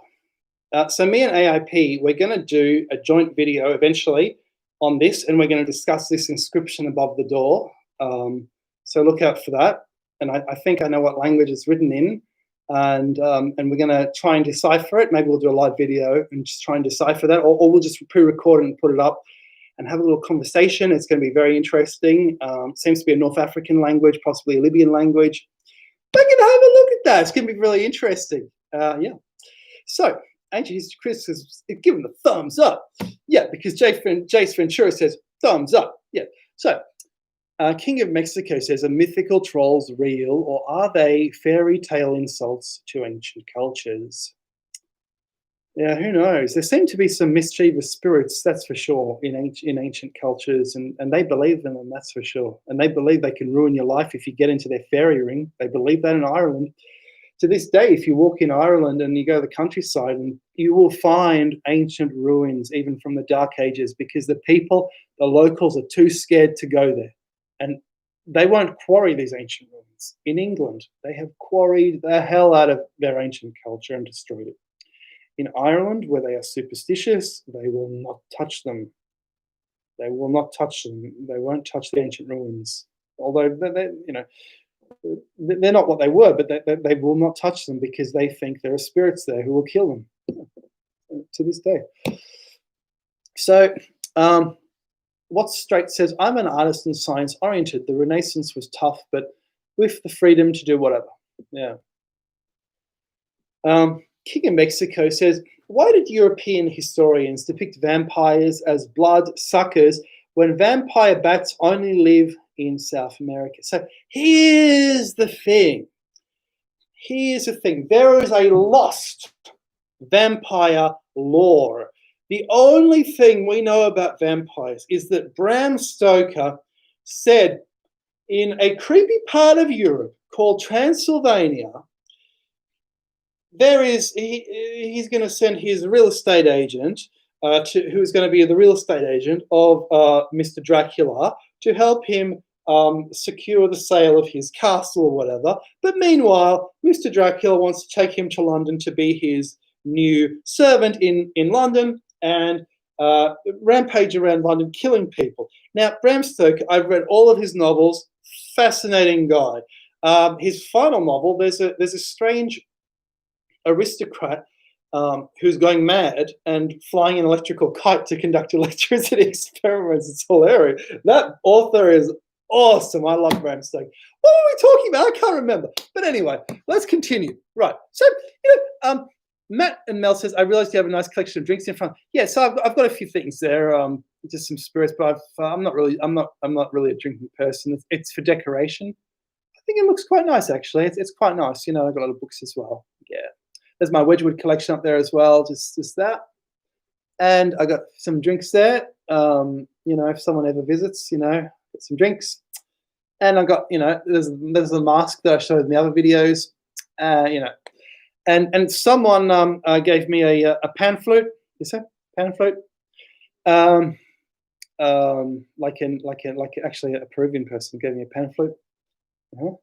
And and he gave me some pisco. It seems to be Peruvian brandy, pisco, which is interesting. And I got some decanters and stuff there as well. And that's another little bar there in that globe. But anyway, what were we talking about? We were having some kind of a conversation here. And suddenly we started talking about something else. So, and Dana says, hello, sir. He says, good eve, Charles. Interesting question you asked CF Apps about orichalcum. Do you think the gold and copper chalcos in it could be absorbed through the wearer's skin? Strong's idea. Is that Steve Strong's idea? Stephen Evan Strong. Yeah, I think, I don't know, but I tell you what, copper can leave stains and precipitates, and copper is very staining, actually, because things stick to the surface of copper. Copper is highly electrical, and because it's highly electrical, it just reacts very easily.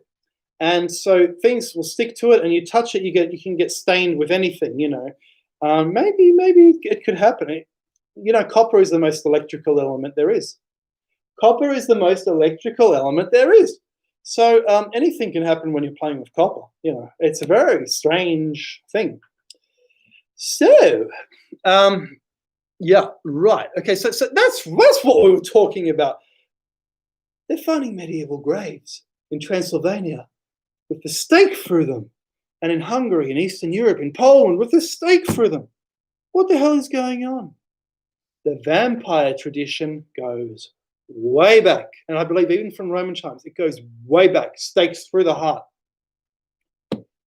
I'd love to research this. This would be absolutely fascinating. I believe, was it Count Tolstoy? He wrote two fascinating books. One I'm yet to read, In Search of Frankenstein. So I'll see what his take is on the Andrew Cross, whether he thinks Andrew Cross is Frankenstein. Got to read that. Got to read everything else. Oh my God. And he also wrote another book, I believe, In Search of Dracula. Did he write In Search of Dracula? He wrote something about vampires, maybe. I've got to read that as well. But there's so much fun stuff out there, isn't there? Just unbelievable. Yeah. So LT, hello LT, says, what do you think of a name of God Jehovah as vowels, I-E-O-U-A, which were to insert in text, pronounce it in Slavic phonetic way, as knowledge, conviction, faith, or religion? So Iua. Yeah. I don't. What is the Slav word for that? I don't know what word you're referring to, but that sounds really interesting. So Jace Ventura says his story is very much taught in Latin, indeed. Twist. Yes, you're right. So King of Mexico says, are the pyramids in South America aligned to our constellation? Does our constellation change in an expanding universe? I don't know. So West Straight says, Jesus Christ is Lord and truth. And Dan Sass says, good. Oh, we've read that. Okay. Okay, fast forwarding. Right. Okay. So Calcifer says hello from England. Hello, Calcifer and you're living in an amazing, interesting place. England's a very interesting place, possibly the home of the homeland of the Doggerlanders and the ancient giants, where they evolved, possibly. Yeah. So Derek says vampire myth equals adrenochrome users. King of Mexico, you reckon they're still around? That's what you're saying. You reckon they're still around? Well, What do you? I don't know.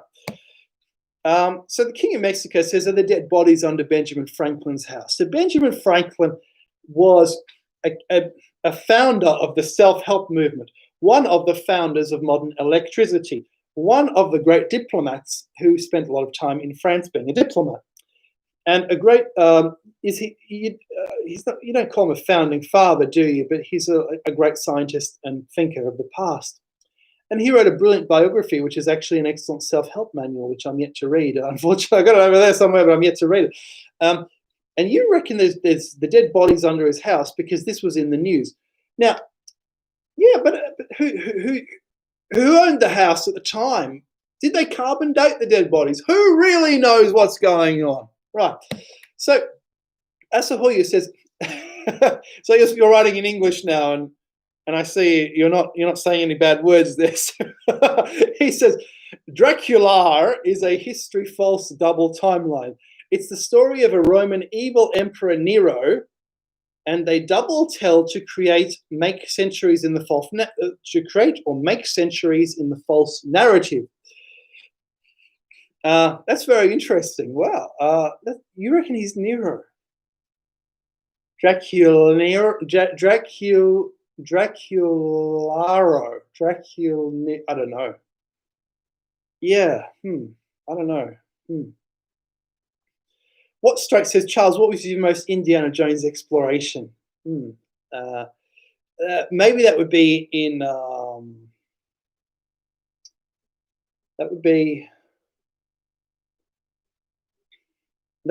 Michigan, looking for the King Solomon's mines, which I think are King Solomon's mines, and just looking for traces. And one of the fun things we did was we discovered on top of a hill, which was in this national park, and made a video on this on my channel, just a ruin of a fortress, but mainly I just go to, or even in Germany, go to a hill, discovering hill forts, ruins of fortresses, and you can see the outlines on top of the hills.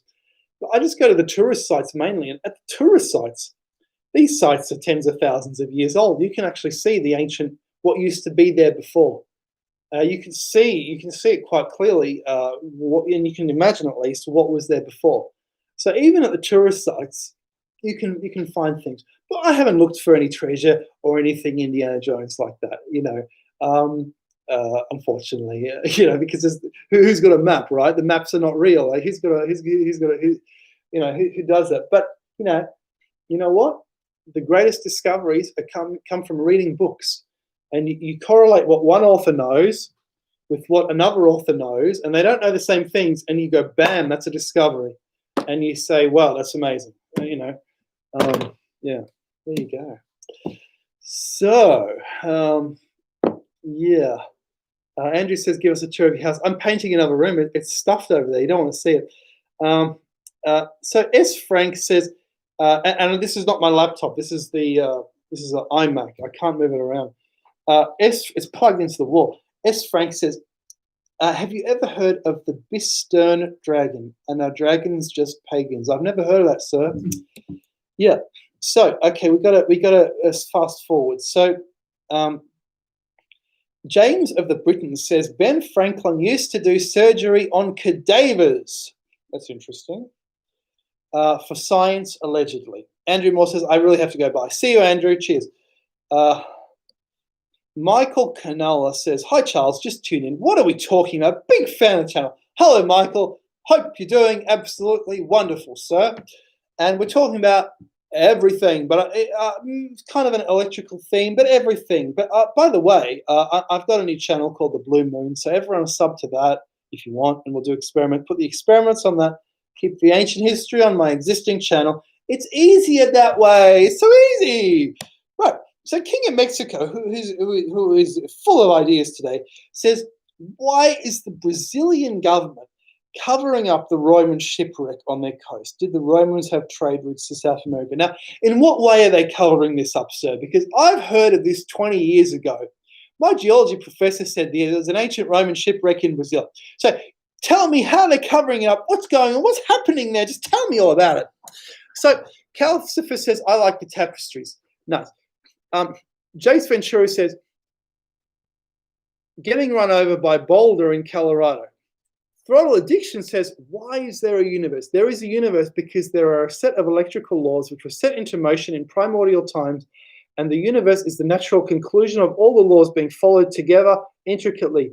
And who or what set them set or created these laws is very strange. But these laws are fundamental, and electricity is fundamental in everything, don't you think? Yeah.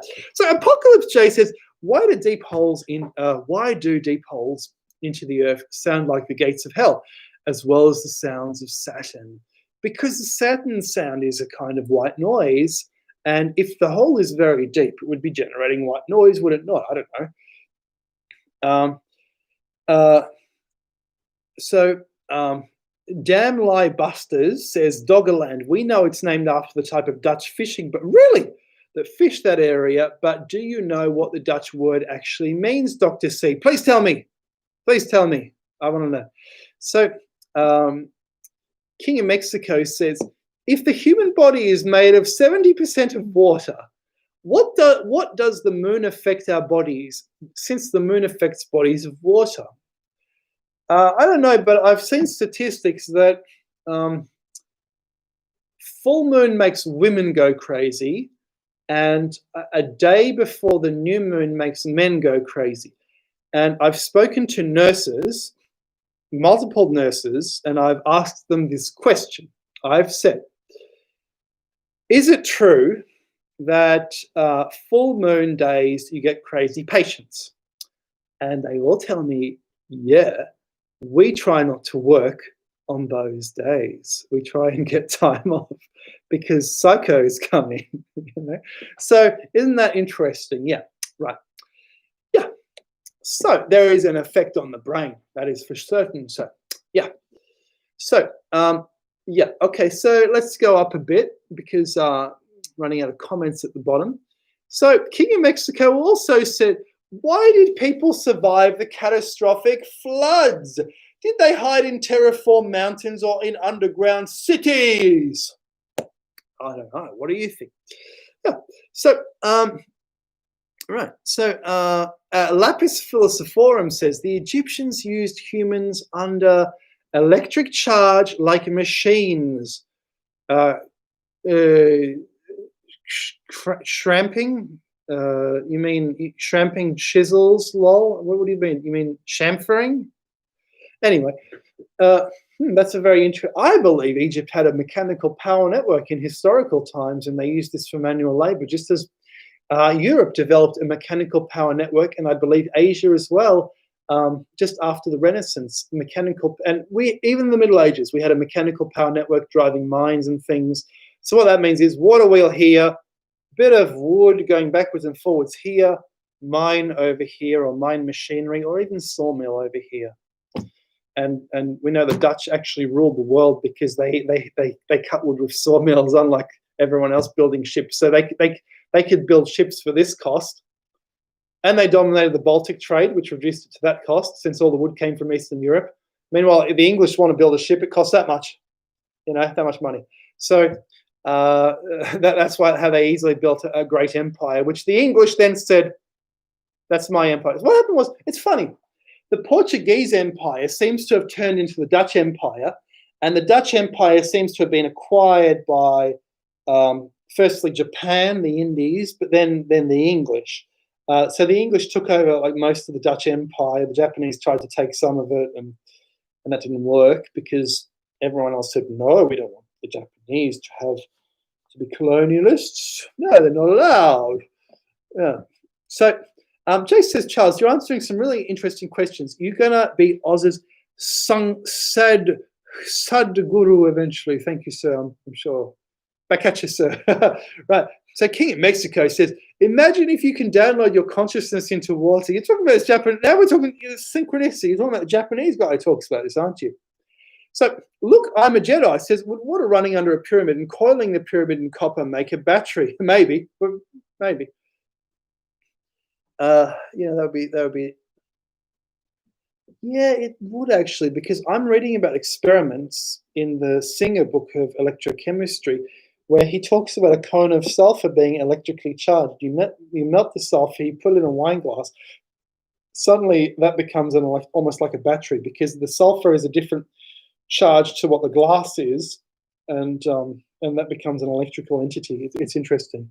And electricity is not just in wires; it's everything. If I touch this, it's electricity.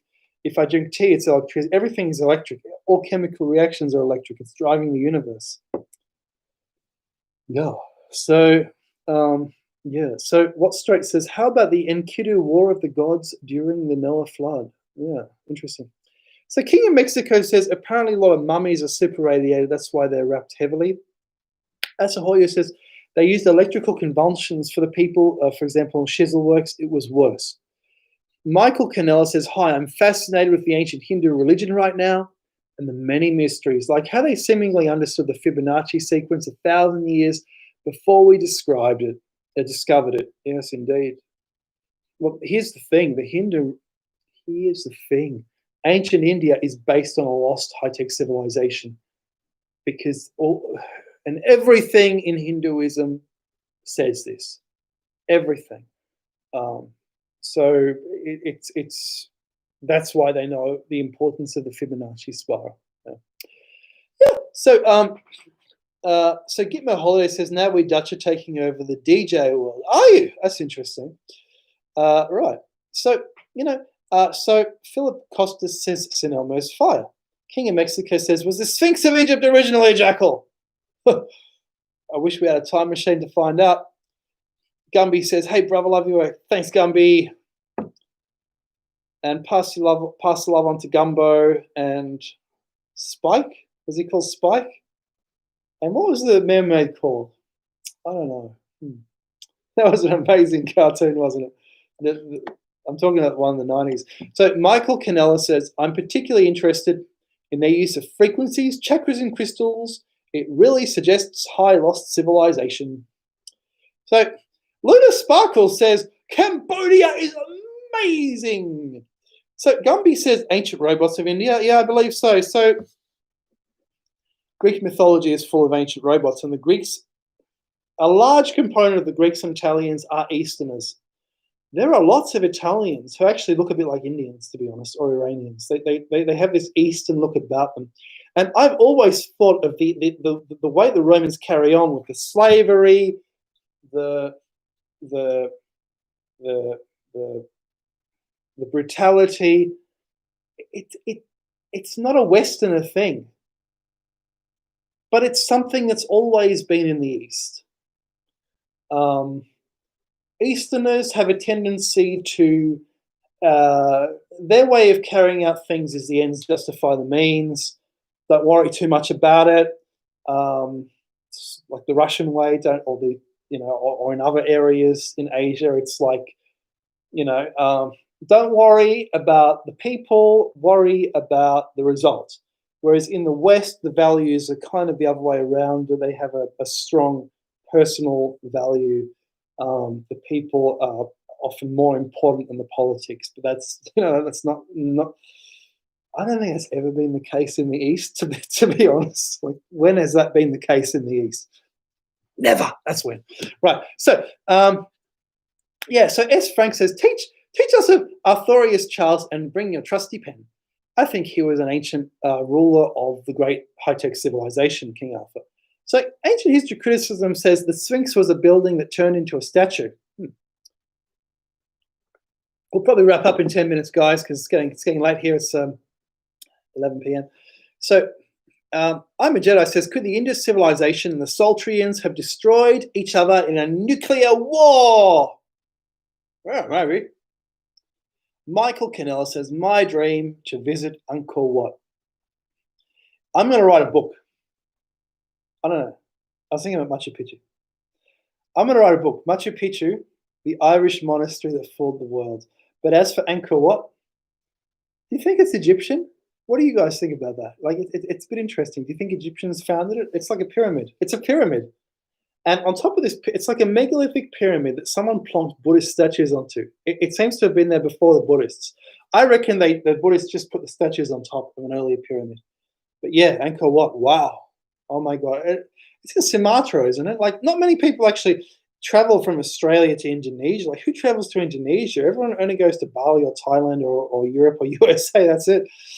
Anyway, Matty Reardon says, what period of time did Japan export China that was just blue and white to Australia? The pieces have just Japan printed on them. I only know about Wedgwood, mate. That's it. Got some Wedgwood right over there. Right over there. Sorry, but you're gonna have to, find that. Wedgwood. I just got a biography on. I ordered a biography on Josiah Wedgwood. I'm happy there is a biography on this guy. Tycoon. The Wedgwood is the iPhone of the ancient world, the early modern world. Because if you own the Wedgwood, it's like having an iPhone. And he became a billionaire from this, selling the Wedgwood Jasperware. And he was an inventor. He discovered a new barium crystal way of making the barium salt way of making the this weird type of pastel-like finish on china. And he became immensely rich. For 2 centuries, his family was rich.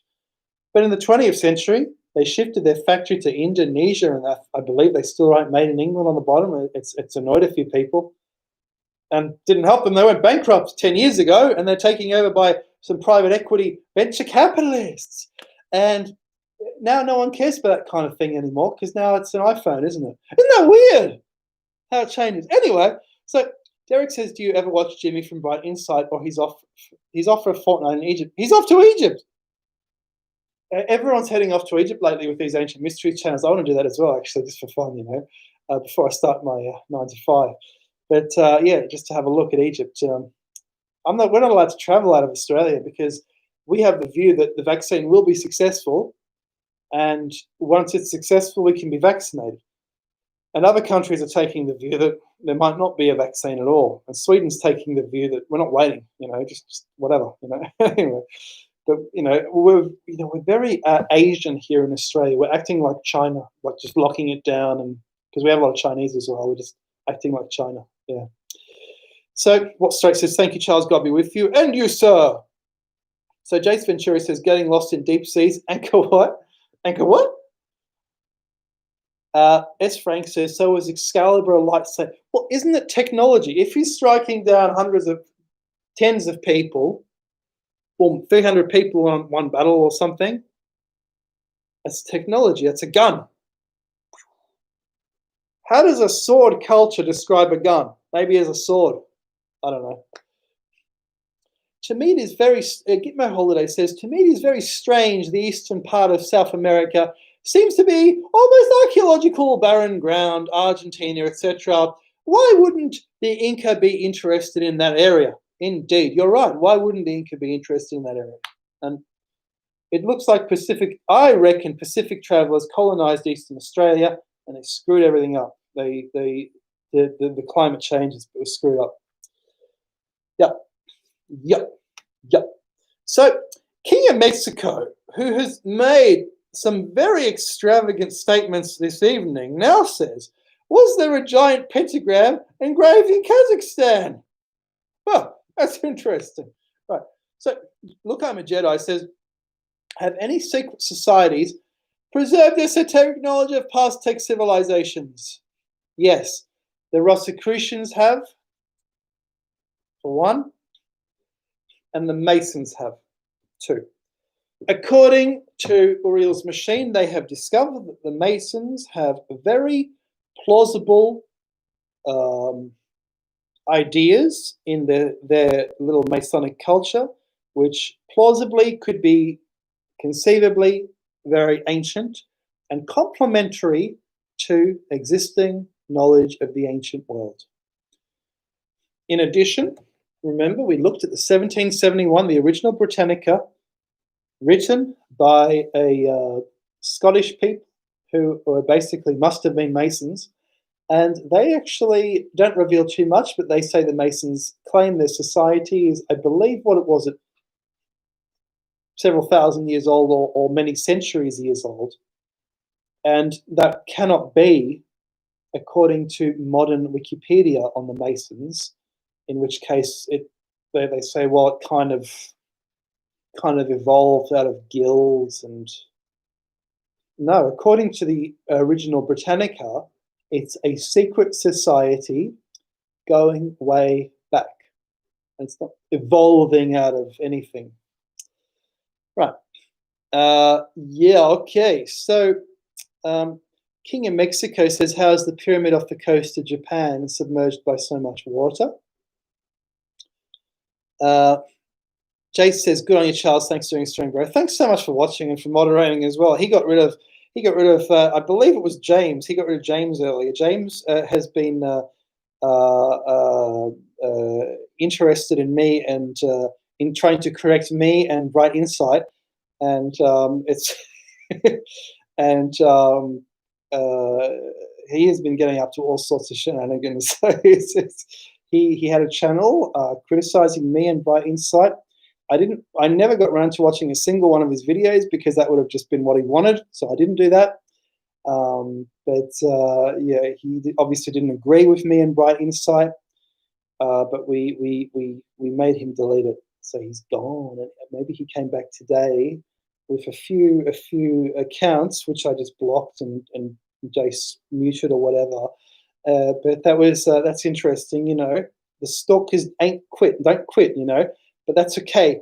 I don't quit either, so that's okay. You know, if someone doesn't agree, that's fine. You know, and if you want to fight about it, I'm available for fighting because I'm 6'2" and ready. Okay, so yeah, and I weigh over 100 kilos, so I'll just be able to fall on you because I'm not skinny anymore, unfortunately. But anyway, so yeah, right. King of Mexico is killing it, according to No Idea.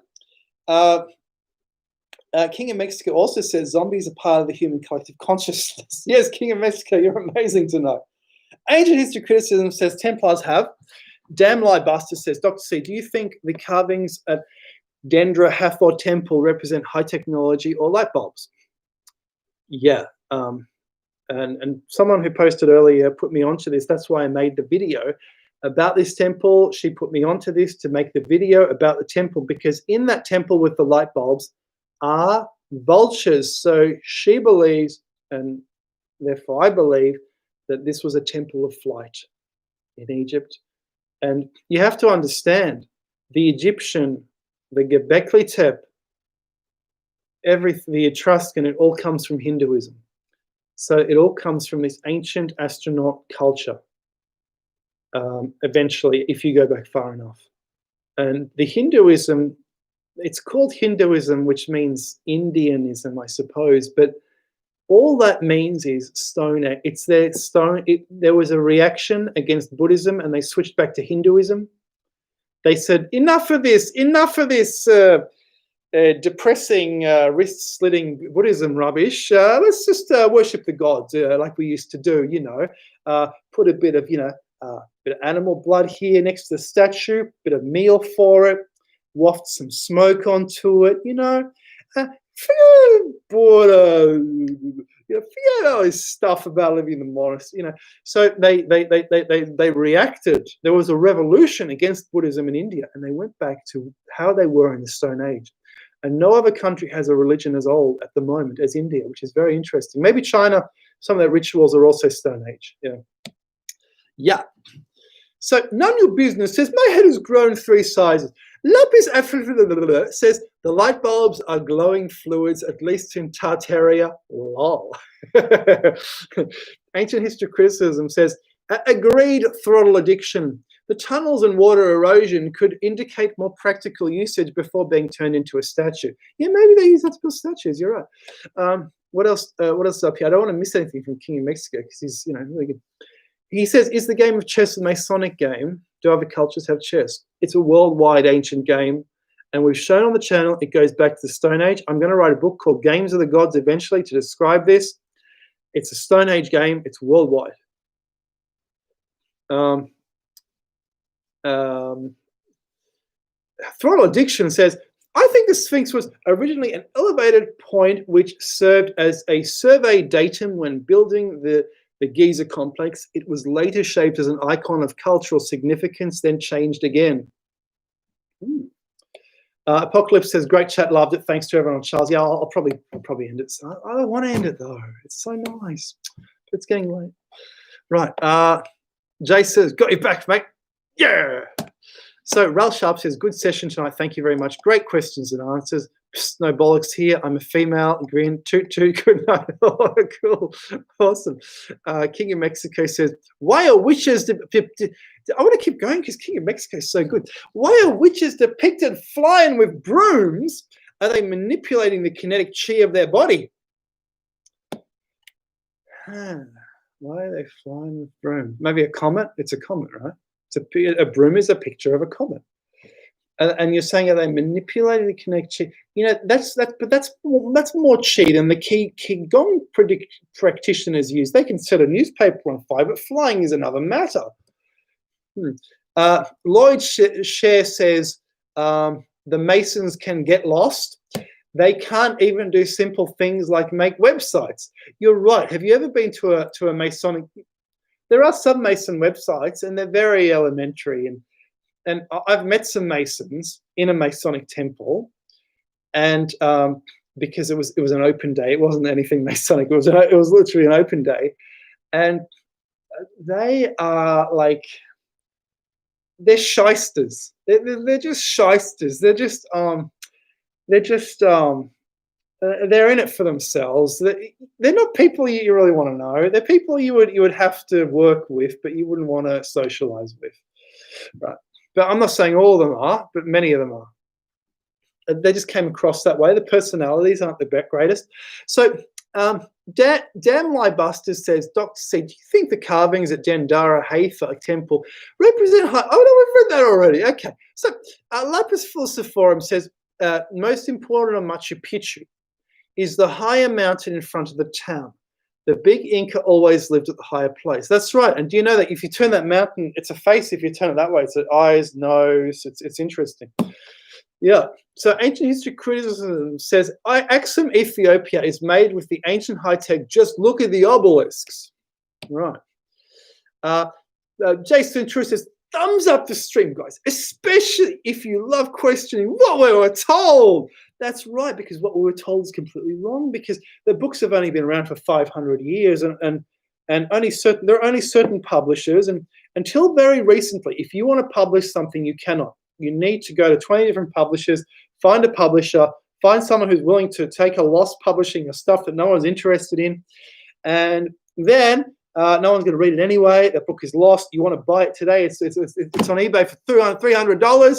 You can't read it. There are authors, even from the 1970s, you can't even buy their books because their books are like $200. Why would you do that, you know, when there's other cheaper stuff to read? Yeah. Anyway, so, yeah, right. Okay. So Calciphus is wasting energy on things you cannot control. Throttle Addiction says, I think the Sphinx was originally an elevated point which served as a survey datum when building the Giza complex. It was later shaped as an icon of cultural significance, then changed again. Yeah. It's an omphalos, you know, it's an omphalos, isn't it, as well? And every country seems to have an omphalos, every island. Poverty Point in America, Avebury Stonehenge in England, Giza in Egypt, and in Australia, it was a snake mound in New South Wales, which was an omphalos. And there's actually someone, he's got a big eBay group, a big Facebook group, and his beta version of his book's at 89 pages, and he's selling that beta version just to see if anyone wants to correct it. And yeah, interesting stuff. So okay, so Apocalypse J says, great chat, loved it. Thanks to everyone, Charles. Thank you.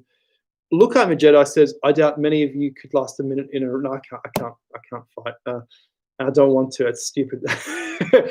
So Maddie Reardon says, the massive tomb under Oman I mentioned earlier wasn't really opened until the Masons got there during the Gulf War. My granddad was one of them. He had a massive inter-Middle Eastern royalty party. Interesting. Yeah. And Jay says, I agree. Disagreement is fine. Personal attacks are not. Exactly. You know, if it gets personal, then it's time for, you know, it's no longer fun. Put it that way. It's no longer, if it gets personal, it's not even a debate anymore. It's not fun anymore. It's something. It's enemy action. You know? So ancient history criticism says, agreed throttle addiction. The tunnels and water erosion could indicate more practical usage before being turned into a statue. Matty Reardon says, I only just found out. About what? Asahuyu says, the light bulbs are with glowing fluids. Oh, yes, we've read that. Right, okay. What else do we have here? Jaden Townsend says, what? You have a very Australian name. Are you Australian? What about the Masonic street setting of cities like Washington, D.C.? Michael Cannella says, question everything. King of Mexico says, holy trees are the preferred wood for magic wands. I didn't know that. That's interesting. You're very learned, King of Mexico. I reckon you're reading a lot, watching a lot of YouTube as well. Michael Cannella says, the truth always goes deeper. Look, I'm a Jedi says, Moses also had a staff with a bronze serpent on it that he used to heal the Israelites of snake bite. Now that you mention that, that's an electromedicine. I am reading in this book by Singer, Elements of Electricity from 1814, that people have been cured by electromedicine. 1814? By electricity when nothing else would work? 1814? They knew about that. Now, I reckon Tesla read these books as well, which was why he was charging himself up as a form of, he said it was for medicinal purposes. And now you're saying he had a staff with a bronze serpent he used to heal the Israelites of snake bite? That's ringing some bells. We're making some connections here. That's interesting. Was it electricity? And we all know about the ark. That was electrical. That's interesting. Yeah, so Ancient Criticism says, I bought it and read it, Charles. What did you buy and read? He also says Masons are fanboys. Yeah, they're fanboys. They're like, I noticed, like, it's full of wannabes, and for all the good people in there, there's probably more wannabes in there. So I don't think anyone would actually want to be a Mason if they appreciated the company of good people. I don't know if you'd necessarily find it there. I'm sure they're gentlemen and good people and nice, but they're kind of, it's a business society. It's a chamber of commerce. It's like next level chamber of commerce is what it is. Isn't that what it is? What else would it be? Right. Anyway, so Look, I'm a Jedi says Moses. Oh yeah, we read that. So King of Mexico says Kundalini is a spirit that possesses you on the 32nd column of your spine. Michael Cannell says wand, especially pagan staffs, all had rate crystal on top too. Michael Cannell says rare. Look, I'm a Jedi says Moses' serpent staff, which might be the origin of Caduceus. Teresa says good morning. Good morning, Teresa. Peter Deans says there aren't many trades masons anymore, all aspects ones these days. And here's the thing, because these two in Christopher Knight and Robert Lamass, they've noticed that the Masons have this law about, which is, it seems to be the Masons are drawing, they must be drawing on some lost book of the Bible, which describes more information about the building of the Temple of Solomon. Or they've added that information themselves to look old, but I don't know, Anyway, so None Your Business said, I had a dream of the Sphinx. It was a lion sat in a luscious garden. Ah, that's nice. Teresa said, I'm so glad caught you live, Charles. Yeah, I was actually going to end it early, but then I thought, it's too good to end. So I told people it was ending, and then a few of them left, and maybe they'll see it's still going, Anyway. None Your Business says, I had a dream of the Sphinx. Oh, I read that, sorry. Look, I'm a Jedi says there was clearly a serpent religion which spanned both sides of the Atlantic, considering all the serpent mounds on both sides of the pond. You're right. Look, I'm a Jedi also says the only question is how old. What Straight says, Charles, how are you holding up under COVID? I'm doing great. You know, I hope we open up. I'm going to play tennis. We're allowed to play tennis now. Maybe, I guess you know, and I'll play with someone tomorrow. So finally, a little bit of socializing. You know, yeah. After all this, you know, we're locked down for half a year. Like, I don't know what the hell's going on in this stupid country. You know, it's crazy. So Luca Magedi says there was a certain. I keep reading the same things over and over again. Ridiculous. So Jaden says George Washington was a very high-level Mason. There's paintings of him in the regalia. Die Danbuster says arc welding. Nice connection. King of Mexico says, was Noah's Ark a spaceship? It was something, but maybe a spaceship through time to convey the DNA. Jace Ventura says, the world is a business, Mr. Beale. Asahoya says, Freemason just looted the Reset World's stones for free. Apocalypse J says, Victor Schauberger, Vortex Water, Memory Water.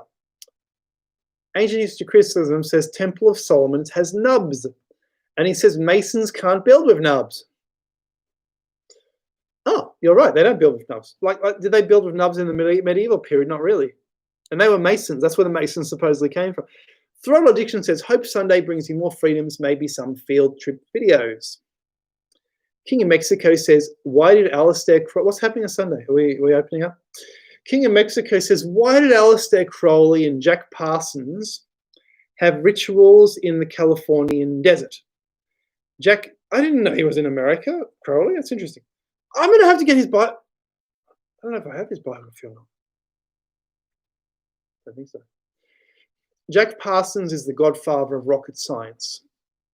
S. Frank says, I had a dream once, and it was some dude named Michael showing me the Ark as a glowing gold orb vehicle of some sort that went into space. Might not necessarily be a physical phenomenon.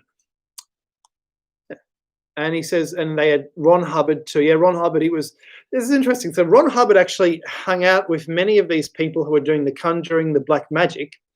And Ron Hubbard also said, you know, I want to start a religion and get rich, which he did. But he was also a science fiction author. Has anyone read his books? I've never actually read his books, I must say, but, you know, might be interesting. Michael Cannell says, I live next to the Penshaw Monument, a giant Greek temple replica, top of a hill built by masons, several tunnels underneath too. Wow, I like that. Jace Ventura says, maybe the Ark was, as Finkel said in Ewell. King of Mexico, who is... When I see your name, I think King of the World. There was a Jules Verne book, a guy living in an airship is the king of the world, and he reckons he's a dictator. But that guy's mad, and you're not mad, so that's okay. I love the Jules Verne and all the 19th century. Why did Jack Parsons participate in Project High Jump, where they were trying to interact with interdimensional beings? None your business, says Do Your Dreams, Charles. Yeah, a lot. Pondstream says, Charles, was the pyramids built before it became a desert? It seems like it. King of Mexico says, is there a 12,000, 13,000 year reset with solar flares? I don't know, maybe. Peter Dean says, well, the New Testament, yes. They did encode that in the 1500s. Look, I'm a Jedi says, Jack Parsons and L. Ron Hubbard tried to open wormholes for aliens. Yeah. So they all did that, like John Dee did that. Can you imagine John Dee and what was it, Mathers or Carruthers? No, it was Mathers was the colleague of Crowley, or was that the colleague of John Dee? And he said to John Dee, the spirits want me to have relations with your wife. And Crowley said, if that is what the angels want, then let it be. You know, like this guy was scamming the guy. Can you believe it? Unbelievable. Yeah. So he was gullible. So JVL says the accounts of Crowley in USA are, I think, just him in the Southwest doing his time in Mexico. Huh? So Jaden says, I had a dream I went on a bus to New Zealand, and New Zealand looked exactly like my house. Great. Michael Cannell says, I don't normally show my arc. Haha. Jace Ventura says, wow, some really great questions coming from you guys. Please know that CK cannot answer them all. Indeed, because these guys have read books about the subject, watched videos about the subject. It's so specific what some of them are saying. Jaden says, tell us your dreams. I write them down, but I forget them. So now I won't be able to tell you what they are. I just forget them, as everyone does. None your business. None your business says, can you share a dream, Charles? King of Mexico says, Lucifer and Anthony LaVey repented to the Christian God in his deathbed. So apparently LaVey said something like, oh, this is not what I had expected. Oh, or something like that while he was dying. Like he was like, oh, he said something has gone wrong. Oh, and then he died. Like is that true? Like, I don't know. So he was a founder of a Church of Satan, and he wrote many, many books, but he didn't live long because the black magic people, for some reason, they don't live long. I don't know why. As Frank says, Charles dreams of archaeological evidence. Michael says, come to UK, I will take you on a guided tour. I'd love to. I'd love to take you up on that, what I'll do is one day before I go anywhere to UK or Europe or whatever, we'll plan this in advance. When I was in Netherlands last year and where did I go? I can't remember. It's too long ago. So one person actually took me around Netherlands for one day, and we explored the Hunebedden. He had a very nice car. It was very nice. It was very nice, Yeah, and we went to the local to some amazing ancient sites. 5,000 years old, 6,000 years old. No inscriptions whatsoever. That's how you know you're really in the Stone Age. 3000 BC. What Straight says, I've got to go. Really enjoyed it later. See you, What Straight. Look, I'm a Jedi says, I keep a dream. Look, I keep a normal journal, which is why a dream journal will be too much for me. But if you keep a dream journal, that's amazing. King of Mexico, what you'll discover is that your dreams predict the future, what you'll start to discover. That's interesting. So King of Mexico says, Charles Manson believed the Devil's Hole in Death Valley was the entrance to the underworld. He and his cult attempted to drain it. Jedi says many of Tesla's inventions come from his dreams. You know what I do in my dreams? I hear the best songs I've ever heard, and then I try to hum them when I wake up onto the tape, onto the phone, onto the recording. The best songs I've ever heard that you cannot hear on the radio. You only hear trash on the radio by comparison. Like, just amazing, the best tunes. And then half an hour later, they're gone forever. I wish I was a musician. I'd be rich. But so a lot of people, like, wow, if I could put that into music, if I had the patience to do that. Anyway, Donnie Sandley says, sometimes I wonder if CERN might not be a sort of wormhole. David Ride says, John Dee's cohort was Edward Kelly, that's right, thank you. Asahoyu says, in the Ark were black slate plates. Against the radiation, they were the golden calf suit. King of Mexico says, was the Dead Sea the result of biblical destruction in Sodom and Gomorrah, since the area has a high volume of salt and sulfur? Jaden says, I have recurring Donald T. I don't want to actually say that name because YouTube may censor me a little bit more than they already are. Dreams, after Googling it, it's supposedly common, plus song dreams are my fave. Lapis says, black slate, sorry. Raul says, when Noah was born, his folks spun out a little bit.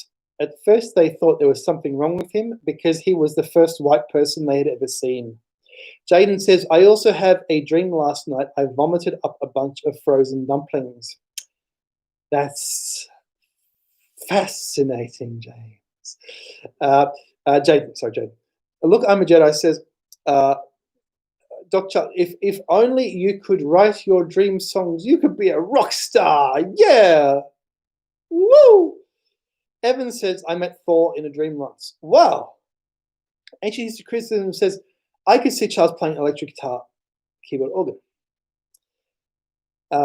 Yeah. King of Mexico says, why are the US government hiding pyramids under Lake Mead? Luna Sparkle says, I was thinking drummer. Ancient History Criticism says, lol. Jace says, Evan S. Hi, how you doing, man? Yeah, I'm happy Evan's here. It's really nice. Hey, Evan. A was a red pyramid, if you're the Evan I'm thinking of, but I won't ask you because that's your privacy. A was a red pyramid used for the production of ammonia. The chamber's disposition looked like a lab setup. Found this in the land of chem. David Ride says, send me one of your voicemail dream recordings. I'll try to create a recording based on them if you want. Oh, okay. So could you just email me on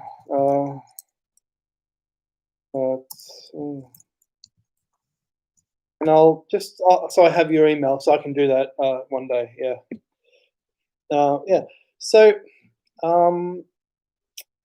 was the red pyramid used for the production of ammonia? The chamber's disposition looked like a lab. Yeah. You're onto something there, Mr. Smiley Sideways Face. I think you're onto something. Yeah. So none your business says, come to Oregon, Charles. Smiley Face is asking Evan, can you describe how Tor was like? King of Mexico says, does the ancients cover pyramids and structures with dirt and brush? You have them preserved from destruction and whitewash. That's an interesting point. Jaden says, Oregon has lethal marijuanas. Yeah, I didn't know that. That's interesting. Lethal. First I've heard of that. That's interesting. That's really interesting. Wow. Yeah, damn. Yeah, be careful in Oregon. Is that what happened to Mr. Nirvana? Yeah, is that what you're talking about? Yeah. So yeah, okay. So this is fascinating, but it's slowing down now. So I'll probably wind it up. But it's been so much fun. We've gone for 2 hours 26. I want to see you again soon. I'll try and do this again soon. And I hope everyone has a wonderful evening, afternoon, or breakfast or lunch. And I hope you have a wonderful day and everything goes according to plan. And you are blessed for the rest of the day and week and month. And it all goes absolutely incredible. I'm going to continue reading and writing and proofreading this, and then I'll release it again properly. And check out the Blue Moon channel. There's going to be chemistry experiments on there. We're going to do ancient chemistry. It's going to be fantastic. So I'll say goodbyes. Bye, Lapis. Good day, mate. Woohoo. Have a wonderful day, Michael. You too. Can't wait for the next video. Look, I'm a Jedi. Thank you. None your business. Thank you. That's none your business. Just kidding. Thanks, Ancient History, for being here. It's awesome. I'll catch you guys up on Twitter. Check out Twitter. We're all on Twitter, Ancient History. Check us out on Twitter. We're all there. We're all talking to each other all the time on Twitter. I'm saying a lot of crazy stuff all the time. They're all there. Ancient History is always posting pictures of nubs non-stop. So it's fun. So you can check us there soon if you want or whatever. And yeah, almost sunrise here in Northern California. Well, Lunar Sparkles, that's amazing. Thanks for Stream. Derek. Thank you, Dan Busters. Thank you, Jace Ventura. Thank you. I'm going to tweet you up, Michael. And I'm going to hit disconnect. Guys, I'll see you soon. Thank you, Bye Apocalypse. Thank you, Lucas. Thank you, Cruel. And yeah, I'll catch y'all later. Bye-bye. See ya. How do I end the stream? Oh, why don't I click the big red button that says end the stream? In more ways than one thing. Okay, thanks. And thanks, King of Mexico. You're the start of the show along with everyone else. Bye.